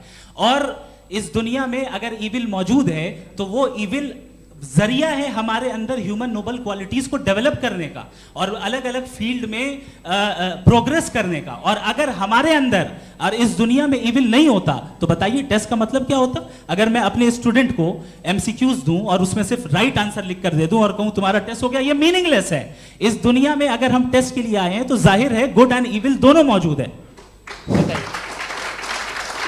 तो अगर गुड एंड ईविल दोनों मौजूद है तो ये ईविल भी खुदा का बनाया हुआ है। जी हाँ, खुदा का बनाया हुआ है, लेकिन अच्छा, चलो अच्छी बात। जी बिल्कुल, तो बिल्कुल खुदा ने मतलब बनाया है। अभी तो ये है कि जो मेजॉरिटी है दुनिया में वो ईविल है, तो ये खुदा एक्चुअली ईविल के साइड पे लग रहा है मुझे। बिल्कुल भी नहीं, मैं बताता हूं। मेजॉरिटी में तो वो है। क्या बात कर रहे हैं भाई आप। मैं बहुत- कोई भी जो मुंसिफ होगा, चाहे आपका अपना घर हो जिसके आप सबसे बड़े हैं, चाहे आपकी ऑर्गेनाइजेशन हो जो आप चलाते हैं, वहां पर आप ईविल रखेंगे साबित करने को कि बाकी लोग शरीफ हैं। मेरी बात सुन क्या लें। ये आर्ग्यूमेंट ही गलत है? अगर- कि जब तक के कोई ईविल नहीं होगा तब तक के शरीफ आदमी शरीफ नहीं लगेगा। अगर एग्जामिनर गलत ऑप्शन दे रहा है तो एग्जामिनर इविल नहीं हो गया, जो गलत ऑप्शन को सेलेक्ट कर रहा है वो फेल होगा। क्रिएटर ने इविल को बनाया है लेकिन वो इविल नहीं है। अच्छा। सुनिए मेरी बात, चलिए, let me complete sir, let me complete sir. जी जी। क्रिएटर ने इविल को बनाया है टेस्ट के लिए, वो इविल नहीं है। इविल वो होगा जो उसे इख्तियार करेगा। छुरी को बनाने वाला गलत नहीं होता है, छुरी का गलत इस्तेमाल करने वाला गलत होता है। रेप को कैसे गलत इस्तेमाल करते हैं? रेप इंसान के फ्री विल का नतीजा है। ये रेप कैसे गलत इस्तेमाल होता है? ये मुझे अब सुन लें, अब सुन लें। गलत इस्तेमाल होता है। हाँ मैं बता रहा हूँ रेप कैसे गलत ना, मैं बता रहा हूँ जी। कि जो इविल इस दुनिया में मौजूद है उसके कई सारे तरीके हैं। एक तरीका इंसान का अपना फ्री विल है। अब अगर कोई रेपिस्ट रेप कर रहा है तो इसका गॉड का कसूर नहीं है, वो अपने फ्री विल का गलत इस्तेमाल कर रहा है, उसको सजा मिलनी चाहिए। अच्छा। और उसी के लिए जहन्नम बनाई गई है। ये फ्री विल का भी बड़ा चक्कर। आप जब कोई बुरा काम करते हैं या कोई बुराई होती है तो ये कहा जाता है कि ये फ्री विल है। 7 billion free wills are moving on this planet. 7 billion free will. और एक आदमी अपनी फ्री विल से मुझे कत्ल कर दे तो मैं खुदा की मर्जी से मरा हूँ कि इसकी फ्री विल की वजह से? मेरी मौत खुदा के हाथ है या ये फ्री विल वाले के हाथ है? खुदा ने फ्री विल का निजाम बनाया है और उस निजाम का गलत इस्तेमाल करके कोई आपको ये मार गलत रहा है, इस्तेमाल करके मेरा कत्ल कर देता है। अब मेरी मौत का जिम्मेदार कौन है? वो इंसान जिम्मेदार है। वो इंसान। जी। तो ये कहना कि और उसको उसको सजा मिलेगी। तो अब आप आगे चलिए कि ये तय करना कि अल्लाह ही या खुदा, सॉरी अल्लाह ने, खुदा ही जिंदगी देता है, खुदा ही मौत देता है, ये गलत है। बिल्कुल गलत नहीं है। हाँ, नहीं, निजाम उसी ने बनाया फ्री विल का। निजाम मौत और हयात का उसी ने बनाया। You are contradicting yourself. अभी आपने कहा कि एक आदमी ने फ्री विल से आपको मार दिया, इसमें उसे फ्री विल दी गई थी, उसने गलत इस्तेमाल किया। 7 billion free wills are moving on this planet और आप चाह रहे हैं कि मैं सिर्फ खुदा का ध्यान करूं। ये 7 बिलियन फ्री विल्स को मुझे लुक आफ्टर करना पड़ेगा कि नहीं? ये तो तबाहियां कर रही हैं और तबाहियां ज़्यादा हो रही हैं। बिल्कुल। तो अगर आप बताएं अगर खुदा नहीं है फॉर एग्जाम्पल, हाँ। तो आप इविल को कैसे डिसाइड करेंगे? यानी how can you define evil objectively without God? देखिए, दुनिया में 2 तरह के जानवर हैं। एक जो अकेले रहते हैं जंगल में और एक जो ग्रुप्स में रहते हैं। ग्रुप में जो भी रहेगा, चाहे वो आपका फाउंडेशन हो, चाहे कोई क्लब हो, चाहे कोई पॉलिटिकल पार्टी हो, चाहे कोई यूनिट हो, उसमें आपको इंटरैक्ट करने के रूल बनाने पड़ेंगे। यानी लोग तय करेंगे। लोग तय करेंगे। अगर लोगों ने यह तय किया कि किसी का रेप करना सही है, आप जस्टिफाई करेंगे? नहीं, आपका फाउंडेशन तो ये हो गया ना कि लोग ही विल डिसाइड दुनिया करेंगे। में- नहीं, अरे दुनिया में ऐसे ग्रुप्स हैं जो रेप को जायज़ मानते हैं सर्टन हालात में। मैं डिटेल में नहीं जानूंगा, आप भी जानते हैं। ये जो आईसिस वाले थे जिन्होंने क्या किया था, तो उन्होंने क्या किया उसका खुदा से कोई ताल्लुक नहीं है सर। मैंने सिंपल सवाल किया कि इविल को आप डिफाइन करते कैसे हैं? आइए वापस आइए जी। आप साथ में तभी रह सकते हैं जब कुछ आप ऐसे उसूल डेवलप करें जिसमें हर एक का बेसिक तहफ़्फ़ुज़, हर एक का बेसिक राइट हो और हर एक को कोई आराम मिले। यही तरीक़ा है किसी भी ऑर्गेनाइजेशन जिसमें एक से ज़्यादा लोग हैं और वो ऐसे चलती है ज़िंदगी। उसमें अगर आप गड़बड़ करेंगे तो तबाही होगी, नुकसान होगा, बर्बादियाँ आएंगी। और अगर उसमें आप घर ले लीजिए ना, एक हस्बैंड है, एक वाइफ है, बच्चे हैं, वालदा भी हैं, 2 बहनें भी हैं, एक भाई भी है। अब इसमें कोई निज़ाम आपको चाहिए साथ में रहने का, और एक दूसरे पे भरोसा रहे, एक दूसरे के बही ख्वाह हों, एक दूसरे की मदद करें, ऐसी जिंदगी। सर आपकी बात आ गई, आप ये कह रहे हैं कि लोग डिसाइड करेंगे क्या सही है क्या गलत है, यही है मेजॉरिटी डिसाइड करेगी क्या सही है क्या गलत है? अरे भाई बिल्कुल। मेजॉरिटी अगर ये कहे कि नाजी जर्मनी के साथ जिस तरह मेजॉरिटी थी कि जेनोसाइड करना सही, आप जस्टिफाई करेंगे? उस वक्त आपका ये सवाल सिर्फ उसके बाद क्लोजिंग। हाँ, उस वक्त प्लेनेट पे जो लोग थे उनमें कितने लोग हिटलर को सही समझते? अच्छा, प्लेनेट की मेजॉरिटी तय करेगी, सोसाइटी की नहीं। प्लेनेट की मेजॉरिटी गॉड के एग्जिस्टेंस को सही मानती है, आप क्यों नहीं मानते? ये हेलो हेलो हेलो, ये क्रॉस क्वेश्चन का राउंड यहाँ पर समाप्त होता है। और ये बड़ा अच्छा है कि इस तरह से फ्रेगमेंट कर दिया गया है ताकि जो मरकरी ऊपर जा रहा है नीचे जवाब आ दे जाए। दूं। जी, प्लेनेट की ज़्यादातर मेजॉरिटी कुछ दूसरे मजहबों के खुदा को मानती है। आप उन्हें क्यों नहीं, आप तो मेजॉरिटी की बात कर रहे अच्छा हैं। ये मैंने क्लोजिंग majority की बात- आप ये कह रहे हैं इविल और गुड को डिसाइड मेजॉरिटी करेगी, मेजॉरिटी जो कर दे वो सही हो जाएगा। अरे क्लोजिंग इसको जैसा आप ही लोगों ने तय किया है उसी फॉर्मेट को फॉलो कर लेते हैं। हाँ भाई, मैंने तो भले लोगों पे एतबार किया और तब मॉडरेशन तय किया। जी, आपके पास 5 मिनट का वक्त है, क्लोजिंग आर्ग्यूमेंट है, उसके बाद हम ऑडियंस से क्वेश्चन आंसर लेंगे जावेद साहब की क्लोजिंग आर्ग्यूमेंट के बाद। ओके, टाइम स्टार्ट्स बहुत शुक्रिया। जी। हमारा जो टॉपिक है डज गॉड एग्जिस्ट, मैं इस पे इतने एकेडमिक तैयारी करके आया था, मुझे था कि मैंने सोचा था कि कई सारे मैं आर्ग्यूमेंट्स दूंगा, लेकिन वक्त की भी किल्लत और जावेद साहब बार बार इधर उधर चले जा रहे थे तो उसको भी थोड़ा एंटरटेन करना पड़ गया।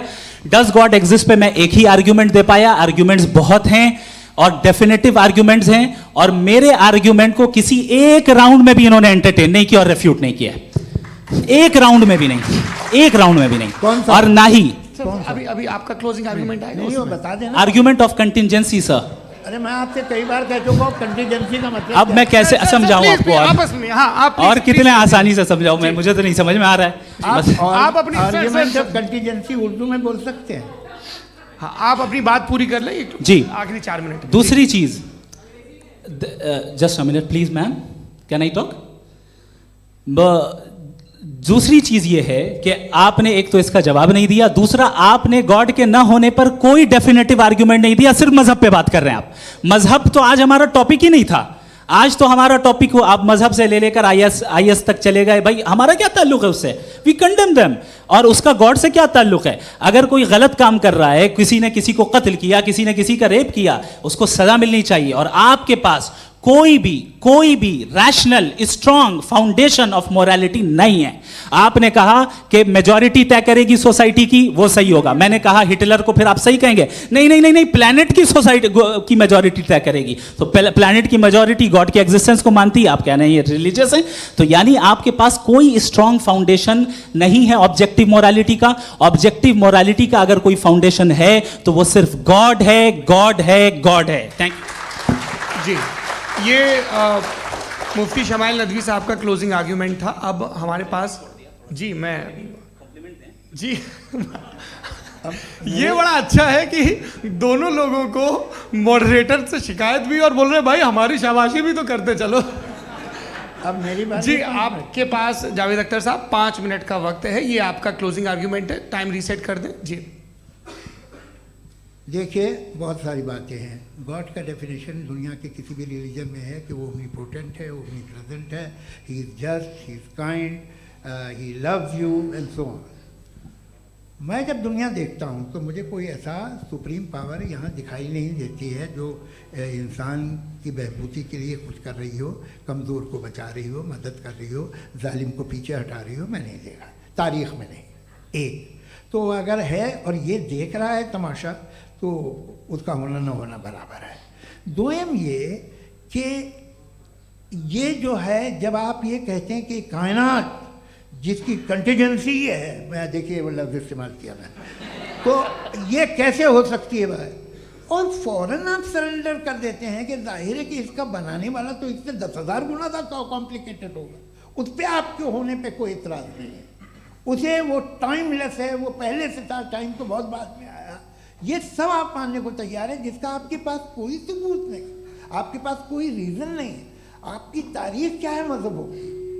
बिलीफ की जो खुदाओं का बिलीफ है ये कॉन्स्टेंटली गलत साबित होता रहा है। मतलब आप कहें कि अरिस्टोटल के ज़माने में तो सब जाहिल थे, वो भी इतने ही यकीन से खुदा पे यकीन रखते थे जो अब नहीं रहा, ये भी नहीं रहेगा, आप लिख लीजिए। और इसके आसार आपको दुनिया में दिखाई देना शुरू हो चुके हैं। ये बहस क्या आज से 100 साल पहले इस तरह हो सकती थी? यहाँ तक तो आपको हम ले आए हैं। तो सर अरे इनको मदद की ज़रूरत नहीं भाई, ये सेल्फ सफिशिएंट आदमी है, आप क्यों इनकी मदद कर रहे हैं? Sir please. तो ये जो है तमाम बातें अपनी जगह हैं। ये एक पैकेज है। आप अकेले, कोई आदमी ऐसा नहीं जो सिर्फ गॉड को मानता हो, उसके साथ बहुत पैराफर्नेलिया आता है, अलग अलग पैराफर्नेलियाज आते हैं। They have always created chaos in the society. मैं तो आपको सीधा ऑफर देता हूँ कि दुनिया में 10 इम्पॉर्टेंट बिलीव्स हैं। आप 1 मानते हैं, 9 नहीं मानते, 9 में आप एथियस्ट हैं, 9 को आप बिल्कुल रीजनेबली मेरी तरह देखते हैं। तो 90 मजहबी आदमी भी 90% एथियस्ट है, वो दूसरे खुदा नहीं मानता, एक खुदा मानता है अपना वाला, बाकियों को कहता है गलत है। अगर आप मानना ही बंद कर दें तो आपका 10% चांस है कि आप सही हैं और 90% चांस है कि आप गलत हैं। मेरा मशवरा है आप मानना छोड़ दिए तो 50% चांस होगा कि आप सही हैं और 50% चांस होगा, 40% आप गेन करेंगे बाय बिकमिंग एथियस्ट।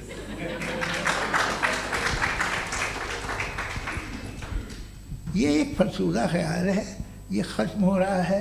हो सकता है मेरी ज़िंदगी में ना हो, लेकिन ये हो जाएगा। जो बातें ये इनको आप मेटाफिज़िकल ये वो ऐसे रिस्पेक्टेबल टर्म दे दिए, ये तो उन लोग के हैं जिन्हें ना फिज़िक्स मालूम थी ना मेटा मालूम था, ये उन्होंने आपको दिए हैं। जी बहुत शुक्रिया आप दोनों लोगों का। और अब इस बातचीत का आखिरी राउंड शुरू होगा, डज गॉड एग्जिस्ट की ये बहस मुफ्ती शमाइल नदवी और जावेद अख्तर साहब के बीच। आप लोग अपने अपने हाथ ऊपर करेंगे, मैं यहाँ से तय करूँगा। और माइक हमारे पास है क्या? एक ही माइक है ऑडियंस के लिए? 2 माइक है, एक इस तरफ एक इस तरफ, ठीक है। तो जी सबसे पहले हमारी सहयोगी हैं मारिया शकील जी, पूछिए सवाल।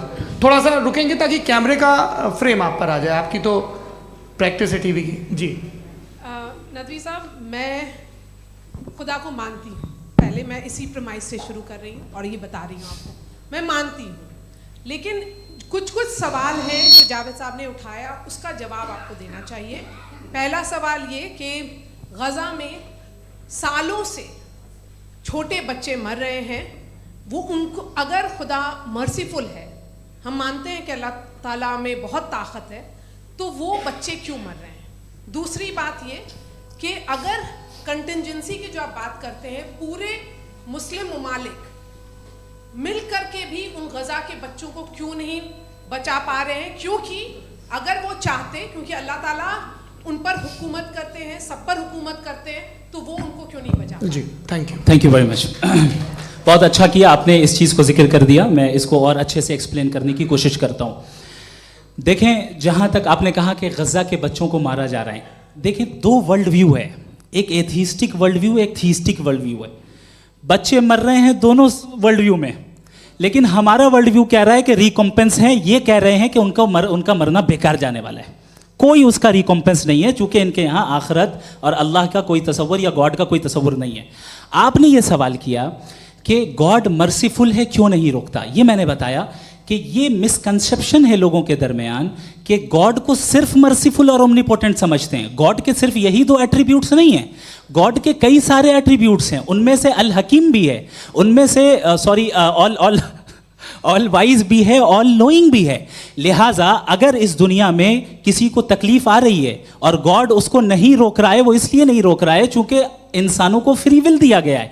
ठीक इसी तरीके से अगर एक डॉक्टर किसी छोटे बच्चे को इंजेक्शन लगा रहा है, उसे तकलीफ पहुंच रही है, उसके लिमिटेड पर्सपेक्टिव के एतबार से ये गलत हो रहा है और डॉक्टर बुरा है। लेकिन जब आप ब्रॉडर पिक्चर को देखेंगी, आपके और हमारे पास सिर्फ एक पिक्सल है, हमें इतना नजर आ रहा है कि गजा में कत्ल हो रहा है, लेकिन इसके पीछे कितना रिकॉम्पेंस उनको मिलने वाला है, पूरा पिक्चर गॉड के पास है। तो एक पिक्सल से आप पूरे पिक्चर को कभी भी जज नहीं कर सकती। आप इसमें कुछ जोड़ना चाहेंगे?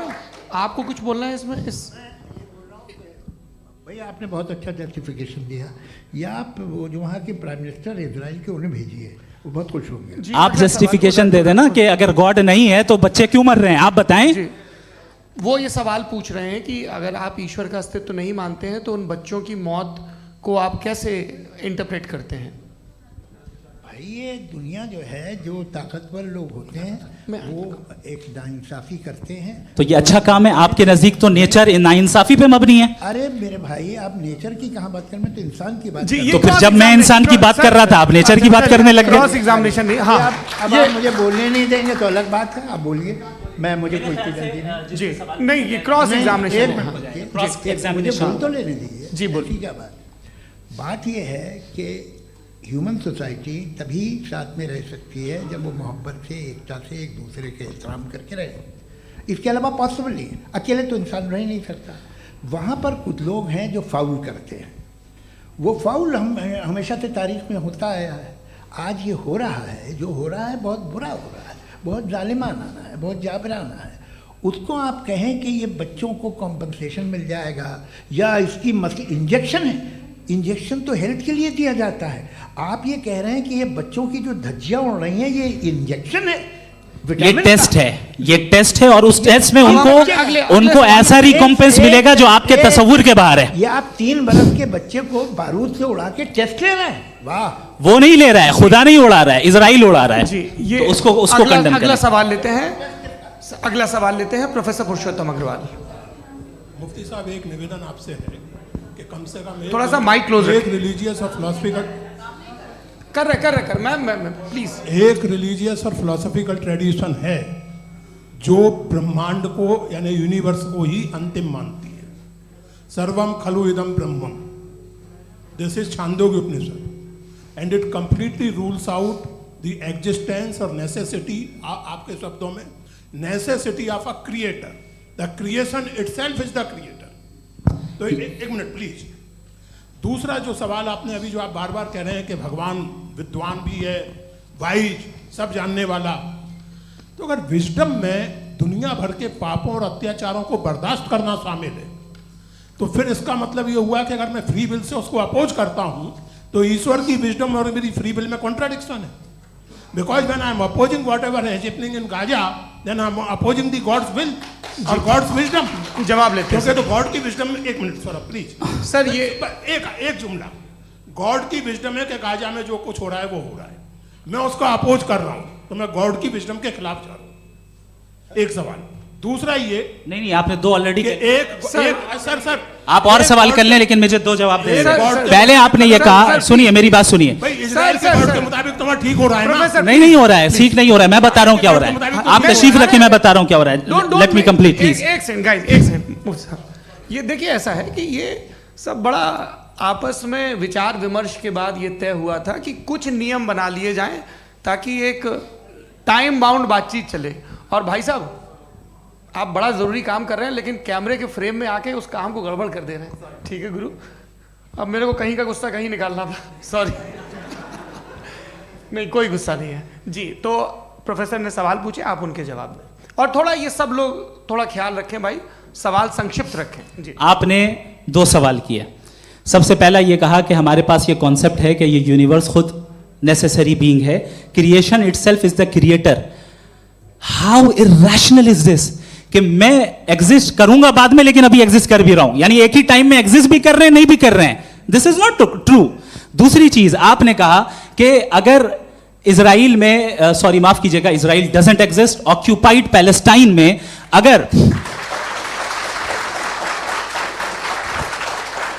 अगर ऑक्यूपाइड पैलेस्टाइन में बच्चों को मारा जा रहा है फ्री विल की वजह से और गॉड नहीं रोक रहा, ये कॉन्ट्रडिक्शन है। ये बताइए कि एक एग्जाम में एक बच्चा गलत आंसर लिख रहा है, सुनिए, एग्जामिनर चाहे तो रोक सकता है, क्यों नहीं रोक रहा है?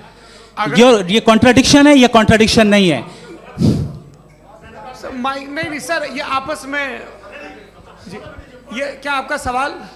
माइक दीजिए। फ्री विल दिया गया है टेस्ट के लिए, अकाउंटेबिलिटी के लिए। अगर फ्री विल नहीं होता तो आप कहते हैं हमें रोबोट बना दिया गया। नॉट मिसरिप्रेजेंट माय पोजीशन, आपकी जो भी पोजीशन, मैं अपनी फ्री विल के नाते, अपने ह्यूमन विजडम के नाते गाजा में हो रही अत्याचार का विरोध करता हूँ। बिल्कुल करना चाहिए। आपके हिसाब से मैं गॉड की विजडम का विरोध कर रहा हूँ? बिल्कुल नहीं, समाज हो रहा है गॉड की बिल्कुल भी नहीं, बोलेगा। बिल्कुल भी नहीं। उसका वहां पर गाजा में कत्ल होना ये इंसानों के गलत इस्तेमाल का नतीजा है, फ्री विल के इस्तेमाल का नतीजा है। गॉड इसका हुक्म नहीं देता, उससे रोकता है। यही तो मसला है ना, आपके लिए कॉन्सेप्ट क्लियर नहीं है? नहीं भाई, आपने तो बताया था इंजेक्शन लगाने से बच्चे को तकलीफ होती है, ये इंजेक्शन लगा। सर आप ऐसे रेटोरिक स्टेटमेंट दे तब तो कोई नहीं, मसला नहीं आपने समझते बोला कि रहेंगे। Injection this is a rhetoric statement, this is not a logical argument sir. I am sorry, I am sorry. आखिरी 30 मिनट बड़े मुश्किल होने वाले हैं। जी मुफ्ती साहब आगे बैठे हैं, इनको माइक दीजिए। हाँ तरुण, माइक आप अपने पास रखिए, आपको कैमरे का फ्रेम पता है जी। सबसे पहले दोनों को मुबारकबाद। एक सर अपना आप नाम बता दें। मेरा आप अमेरिका में शिकागो में रहते हैं, इतना मुझे याद है। पता है आपको, यासिर नदीम अलवाजदी मेरा नाम है। जावेद सर आपसे एक क्वेश्चन है इन्फिनिट रिग्रेस के ताल्लुक से। एक हाइपोथेटिकल सिनेरियो है, मसलन अगर आप सर माइक थोड़ा सा प्लीज क्लोज रखिए। ओके। जी अगर आप शायर इसलिए हैं कि आपके कोई उस्ताद शायर थे, और वो इसलिए शायर थे कि उनके कोई उस्ताद शायर थे, और इसी तरीके से हम माजी में पीछे चलते चलते चले जाएं और कहीं ना रुके, तो माफ कीजिएगा आप कभी शायर नहीं हो सकते। लेकिन आप शायर हैं, आपका शायर एग्जिस्ट करता है, इसका मतलब ये है कि आप कहीं ना कहीं रुके हैं। तो मेरा सवाल ये है कि क्या आप इन्फिनिट रिग्रेस ऑफ कॉजेस को लॉजिकल फैलेसी मानते हैं या नहीं मानते? हाँ या ना?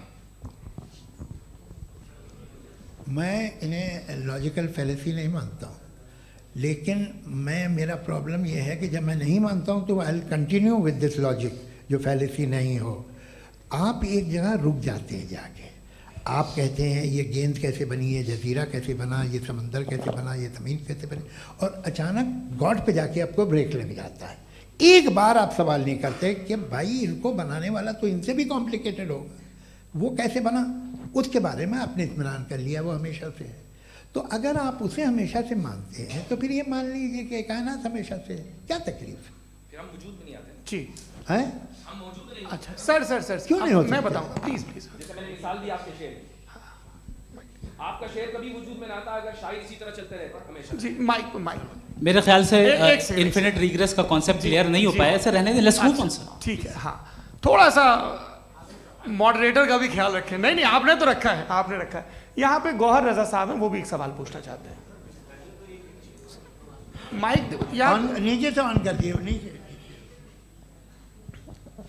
पहले तो ये कह दूं कि मैं उन बच्चों से शर्मिंदा हूं जिनको गज़ा में कत्ल किया गया, क्योंकि हमारे होते हुए कत्ल किया गया। लेकिन उससे ज़्यादा शर्मिंदगी इस बात से हुई कि मुझे लगा कि मुफ्ती साहब उसको जस्टिफाई कर रहे हैं। बिल्कुल भी नहीं, आप बहुत ही गलत मुझे बात लगा मैं गलत हो सकता हूं। बिल्कुल गलत मैं है। सवाल पूछ रहा हूं, सवाल मैं देखिए, सवाल अगर पूछ रहा हूं। एक मैं जावेद भाई गौर से साहब, एक डिसएग्री गौर करता साहब, हूं। एक सेकंड देखिए, अगर देखिए ऐसा एक सेकंड आप सर वेट अरे आप कुछ मेरे पहले मुझे अपनी बात कह लेने दीजिए। अगर ऑडियंस तय करेगी तो फिर मॉडरेटर का मतलब नहीं। मेरा आप सबसे ये कहना है, ये बहस दो लोगों के बीच में है, एक तरफ मुफ्ती साहब, एक तरफ जावेद साहब। पिछले 1.5 घंटे से ये लोग अपने अपने तर्क रख रहे हैं। आपकी इनसे इत्तेफाकी हो सकती है, ना इत्तेफाकी हो सकती है। मेरे उस्ताद मुझे सिखा गए हैं कि मुखामुखम में असहमति की गुंजाइश बची रहनी चाहिए।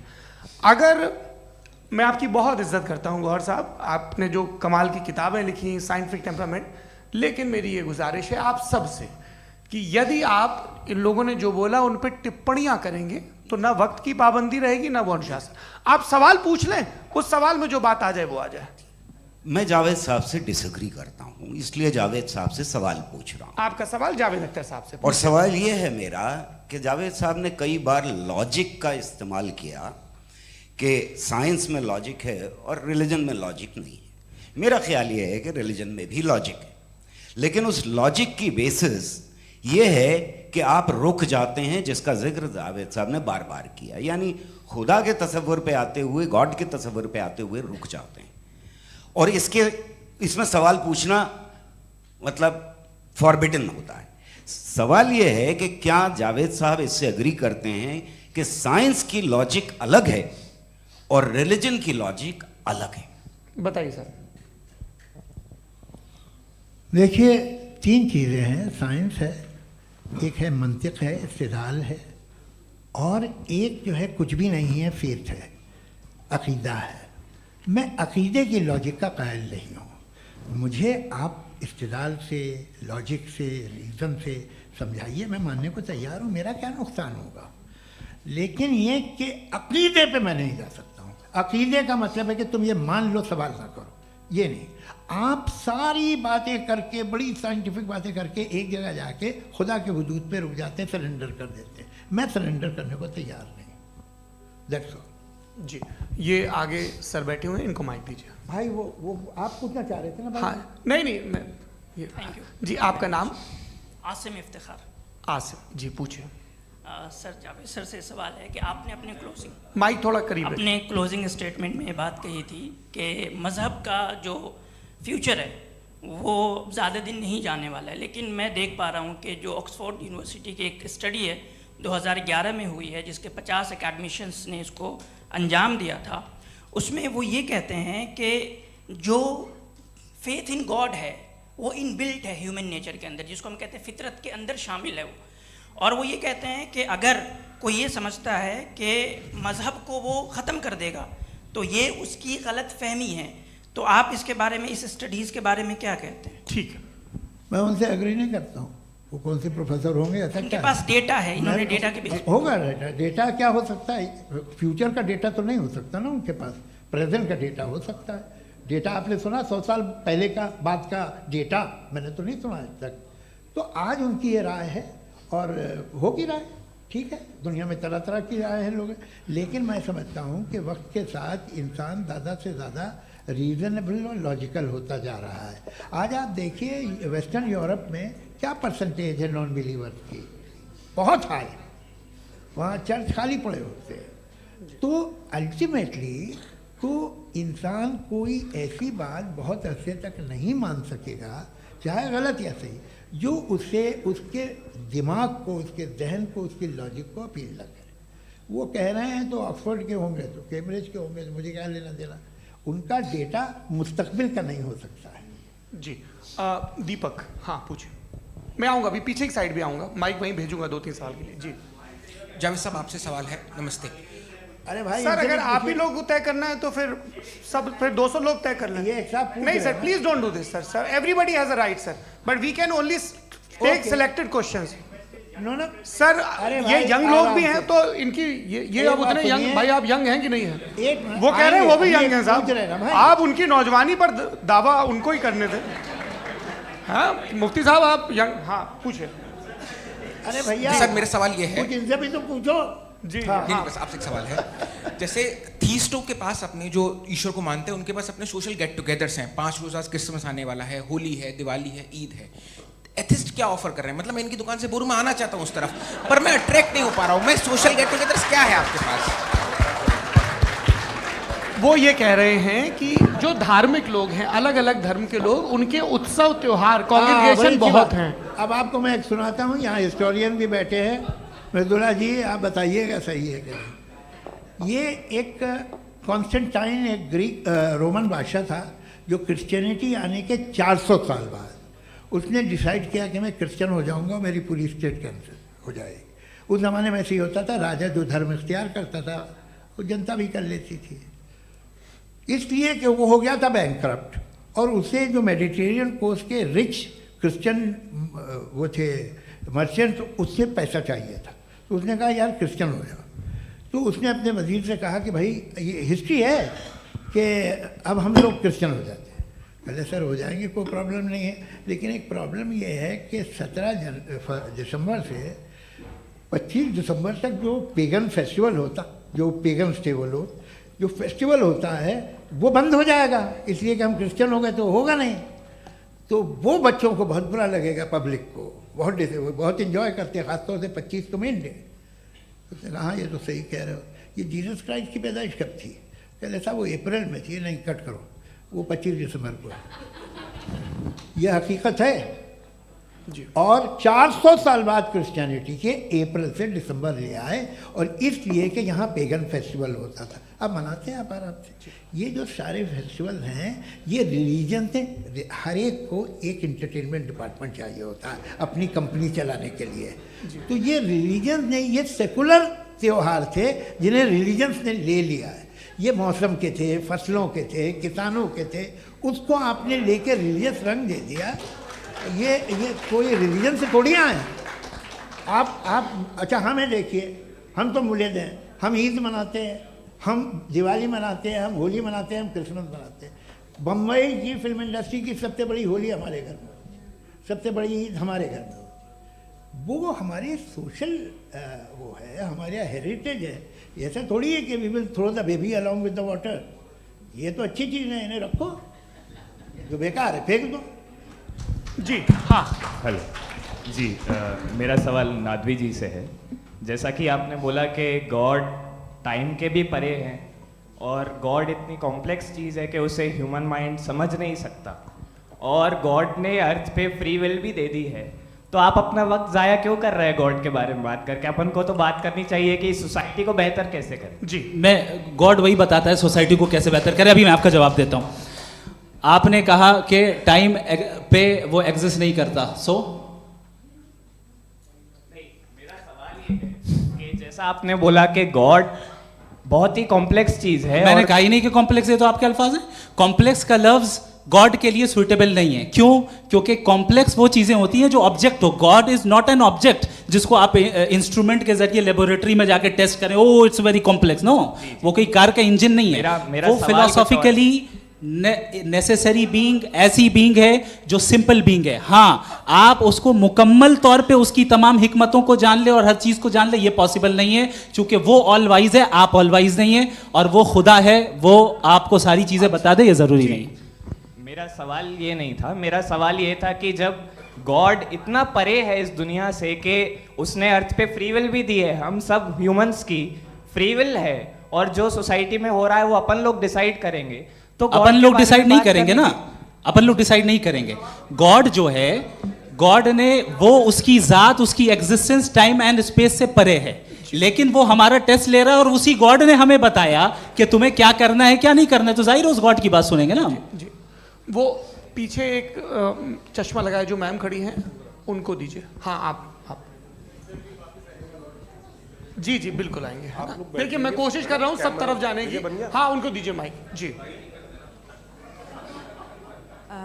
हेलो सर, मैं ओमनी प्रेजेंट नहीं हूँ, टाइम पाबंद हूँ, और जहाँ तक कोशिश कर सकता हूँ करूँगा। जी, अपना नाम बताइए। मेरा नाम उर्सुला है, मैं दिल्ली यूनिवर्सिटी की एक स्टूडेंट हूँ और मैं स्टूडेंट फेडरेशन ऑफ इंडिया से हूँ।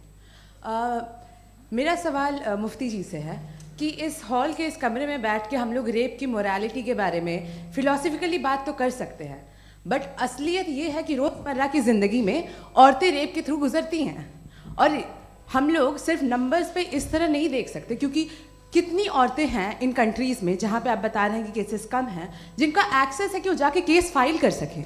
कितनी औरतें हैं जो जिनको काम करने की आज़ादी है उन कंट्रीज़ में। यूरोप में ये आज़ादी आ गई, यूरोप में ये रूल्स आ गए, तो हम आज उसके बारे में बात कर पा रहे हैं। जी, जवाब।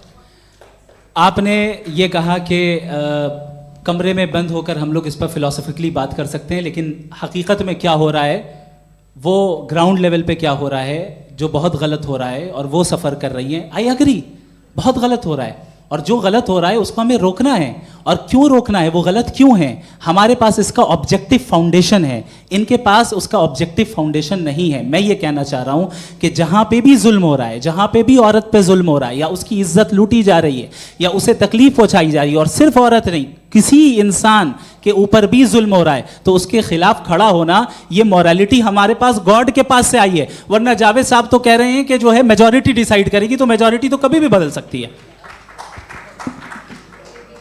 क्या आप हाँ। ये थोड़ी सी आपको गलतफहमी है। मैं अगर मेरे जुमले से ये मदना निकला या मैंने कहा, तो ये जुमला मैं वापस लेता हूँ। ये मेरा मतलब ही नहीं था कि मेजॉरिटी डिसाइड करेंगे। मेजॉरिटी डिसाइड करे तो दुनिया में बड़ी, वैसे आपने कहा था ये जुमला। अच्छा, हो सकता है, मैं मान रहा हूँ, बाद में रिकैप कर लेंगे। अरे एक सेकंड, मैं अपनी एक्सप्लेनेशन देता हूँ।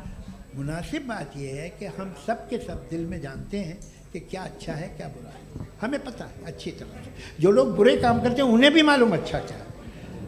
यही तो सवाल था हजरत कि फिर ये मोरालिटी आई कहाँ से? Cross examination. हाँ जी, हाँ। मोरालिटी साथ रहने की डिजायर से आई, यानी साथ रहकर जो कुछ कह दे, जो कुछ कर दे, वो हो जाएगा? नहीं, तो आप कायदे से रह ही कर सकते हैं जब तक लोगों में मोरालिटी हो, वरना क्यास हो जाएगा। ये आपको कैसे पता? जी हमने देखा ना जहाँ मोरालिटी का क्यास हो गया, हम देखते हैं। कहाँ पे देखते भाई हैं? तो दुनिया में आप जो ये- कह रहे हैं आप अभी कहीं मैं पे आप अगर लोगों गलत को हो रहा है इस बहस तो के उसको बाद आप मैं गलत लोगों देखिए। को आप क्या- सर, मुफ्ती आप साहब, मैं- एपिस्टेमोलॉजी मुफ्ती की बात कर रहे हैं, मैं ऑन्टोलॉजी अरे की बात मुफ्ती कर रहा साहब, हूँ। मैं इस बहस के फाउंडेशन बाद क्या आप है? दोनों लोगों को चाय पे फाउंडेशन होस्ट करूंगा, वहां पे क्रॉस एग्जामिनेशन कर लीजिएगा। अभी ऑडियंस का हक मार रहे हैं आप लोग भाई, सर जस्ट लोग हैं आप लोग। और ये भाई ये एक हाँ, बच्चे उधर आएंगे, उधर इनको आएंगे। भी। जी सर आएंगे आएंगे। अच्छा सर मेरा नाम लईकुर रहमान है और मैं अलीगढ़ मुस्लिम यूनिवर्सिटी का स्टूडेंट हूँ।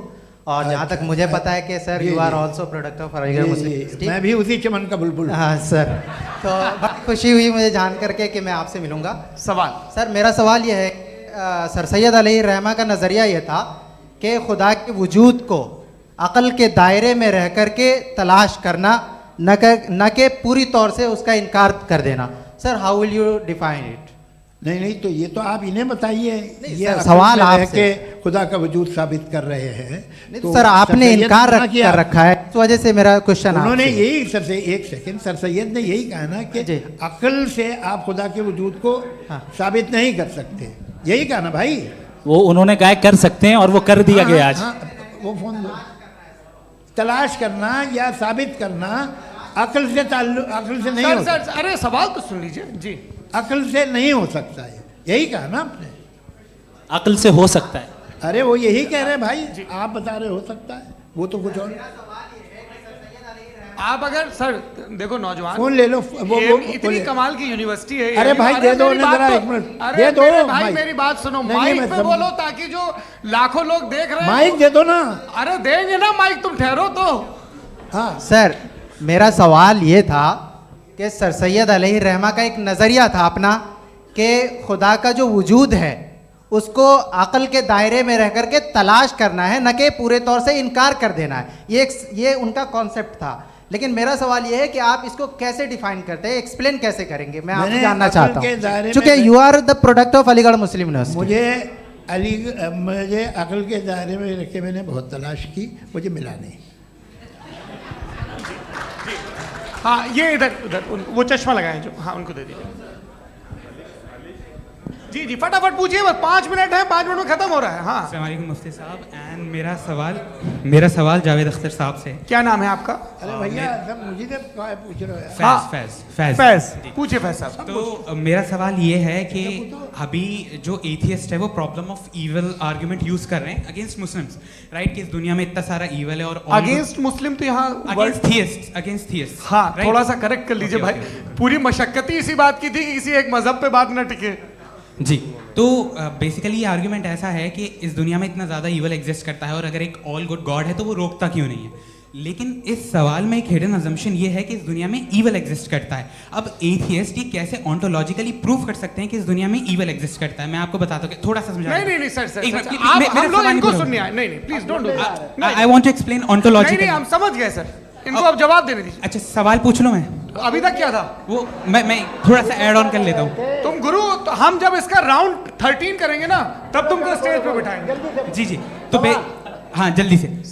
तो देखिए एथियज्म के हिसाब से सब कुछ रैंडमली बन गया है, सब कुछ एटम्स और मॉलिक्यूल्स है। एक पत्थर में और मुझ में सिर्फ इतना फर्क है कि हम लोग एटम्स और मॉलिक्यूल्स का अलग अलग रीअरेंजमेंट है। अब एक पत्थर को कोई इंसान तलवार से 2 टुकड़ों में काट दे या मुझे, according to atheism it is same. There is no evil and good according to atheism. जी अच्छा फैज साहब का सवाल ये है कि हाँ कोशिश भी करते तो इससे गलत सवाल नहीं कर पाते। एक लाइफ फॉर्म है और लाइफ फॉर्म में फीलिंग्स हैं, मतलब लाइफ फॉर्म सुनता है, देखता है, टेस्ट कर सकता है, फील कर सकता है। तो उसकी जो ये जो क्वालिटी इस बबल में आ गई हैं वो जानवर में भी है, इंसान में भी है। तो जाहिर है कि उसे कोई तकलीफ पहुंचेगी, तो चूंकि उसके पास वो सेंसिटिविटी है तो मैं करेगा। पत्थर में वो सेंसिटिविटी नहीं है। तो ये क्या सवाल हुआ कि अगर पत्थर को काटा तो पत्थर को तकलीफ नहीं होती, तो आपको काटे तो आपको क्यों तकलीफ हो? बैठ जाइए। जी हाँ अगला सवाल। हाँ पूछे जी जावेद अख्तर साहब। अरे भैया सब आप लोग मुफ्ती साहब को छोड़ रहे हैं, तो मेरे ही पीछे पड़े हैं क्या? फिर चलो बोलो भाई। You asked how God can exist when children die in Gaza. हाँ? You asked how God can exist when children die in Gaza, and you also mentioned the rise of atheism in Europe. But the same events also are leading many atheists and non-believers to turn towards faith. How do you interpret this contradiction, where suffering pushes some away from God, yet brings others closer to belief? देखिए, आपको एक बात बताऊं, दुनिया perfect तो कहीं भी नहीं है, हर जगह कुछ खामियां हैं। बेटा एक मिनट, मैं आप ही को कहेंगे, देखो वो तो कुछ खामियां, कमज़ोरियां, खराबियां सब जगह है। लेकिन अगर देखोगे ईमानदारी से कि दुनिया सबसे ज़्यादा महज़ब कहाँ है, एक आम शहरी को कहाँ हुकूक हासिल हैं, वो बोल सकता है, अपनी मर्ज़ी से काम कर सकता है, अपनी मर्ज़ी से राय दे सकता है, हुकूमत के ख़िलाफ़ बोल सकता है, बरसरे इक़्तिदार लोगों के बारे में बोल सकता है, सरमायादारों के ख़िलाफ़ बोल सकता है। तो आपको ये स्कैंडिनेवियन कंट्रीज़ में मिलेगा, वेस्टर्न यूरोप में मिलेगा। मैं नहीं कह रहा वो परफेक्ट है, बिल्कुल नहीं, वहाँ बहुत ख़राबियाँ भी हैं, परफेक्ट तो कोई। लेकिन जिन जिन मुल्कों में, लैटिन अमेरिका देखो, गल्फ़ देखो, वहाँ पर आपको ये ज़रूर है कि रेप नहीं होते होंगे। रेप की ज़रूरत क्या है भाई, उसको तो ख़रीद लो, घर में रखो, सड़क पर रेप करने की क्या ज़रूरत है। मगर सुनिए सुनिए सुनिए, मगर हकीकत ये है कि वहाँ शख्सी आज़ादी राय देने की, बोलने की नहीं है। जी, ये एक आखिरी सवाल मुफ्ती साहब से। हाँ मैम, इनको माइक दीजिए। शुक्रिया। मेरा नाम मनीषा है, मैं हरियाणा से आई हूँ। मैं मुफ्ती साहब से एक बात पूछना चाहती हूँ। आप बार बार जावेद साहब को कॉन्ट्राडिक्ट तो कर रहे हैं कि आपने ये कहा, लेकिन आप भी अजम्पशंस के बेसिस पे बात कर रहे हैं। आपने खुदा के होने का कौन सा प्रूफ पेश किया है, खुदा की एग्जिस्टेंस का? अब इस सवाल को अलग रहने दीजिए, कौन एथीस्ट है कौन नहीं है। और दूसरी बात जो आपने एक छोटी सी कही थी कि ये फ्री विल का इस्तेमाल करता है इंसान अपनी, लेकिन इस फ्री विल का इस्तेमाल में मतलब खुदा ने ये दे दी सबको ये इजाज़त कि वो कितना घिनौनापन और कितने ज़्यादा ख़राब से ख़राब तरीके इस्तेमाल कर सकता है। जवाब सुनते जी। आप फ्री विल को मानती है ना, या अब कहती है कि फ्री विल नहीं है ना, मानती है ना? तो अब आपके पास इसका कोई एक्सप्लेनेशन नहीं है कि अगर एक इंसान उस फ्री विल का इस्तेमाल करके गलत काम कर रहा है और बच के अच्छी ज़िंदगी गुजार के निकल जा रहा है, उसका कोई रिकम्पेंस नहीं है। हमारे वर्ल्ड व्यू में जो इंसान गलत काम कर रहा है उसको भी रिकम्पेंस यानी उसका बुरा बदला मिलना है, और जो सही काम कर रहा है उसको सही बदला मिलना है। लिहाजा जो फ्री विल है वो इस तरीके से है कि एक लिमिटेड टाइम तक खुदा ने मोहलत दी। ऐसा नहीं कि छूट दे दी, जो करना है करते रहो हमेशा। वक्त आएगा जब एग्जाम का टाइम खत्म होगा तब रिजल्ट आएगा, दौराने एग्जाम जबरदस्ती आपको नहीं बताया जाएगा। अरे भाई एक सेकंड, जी एक सवाल मुफ्ती साहब से मेरा है। मुफ्ती साहब से एक सवाल। मैम रुक जाइए, आपसे फोन, आप इसके बाद आपसे माइक छीन चुका। हाँ बोलिए। मैं मुफ्ती साहब एक ही सवाल करता हूँ कि अगर जो हो रहा है फ्री विल से हो रहा है और एक दिन बरोज़ क़यामत इंसाफ होगा मैशर में वगैरह वगैरह, तो दुआ क्यों मांगते हैं लोग?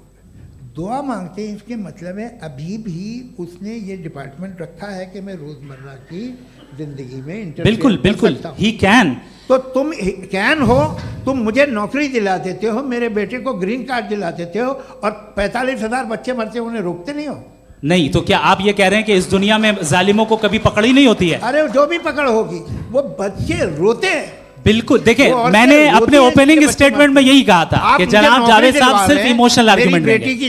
This is an emotional argument. ये छोटे मोटे इसके पीछे का रीजन मैंने बताया क्या है, इसके पीछे का रीजन क्या है मैंने बताया। मंच से आप लोगों को सज्जनों इसलिए कह रहा हूं ताकि थोड़ा सा आपके कॉन्शियंस पे जोर रहे कि आपको ऑर्डर बचा के रखना है। वक्त तय हुआ था, ये वक्त पूरा हुआ, आपने इतने धैर्यपूर्वक सुना, मैं आप सबका बहुत बहुत शुक्रगुजार हूं। यदि इन दोनों विद्वानों की इच्छा होगी तो कभी हम इस बातचीत का राउंड 2, राउंड 3, यही तो देखिए खूबी है इंसान की कि बहस मुबाहसे में वो पड़ा रहता है। आप लोगों ने बड़े धैर्य का परिचय दिया, बहुत बहुत शुक्रिया। इसी के साथ ये बातचीत यहाँ पे समाप्त होती है। आप लोग को मैं एक बात बता दूं, ये सारी बहस हो गई, अब मुफ्ती साहब और बड़े मुफ्ती साहब इन साथ के साथ मैं खाना खाने वाला हूँ।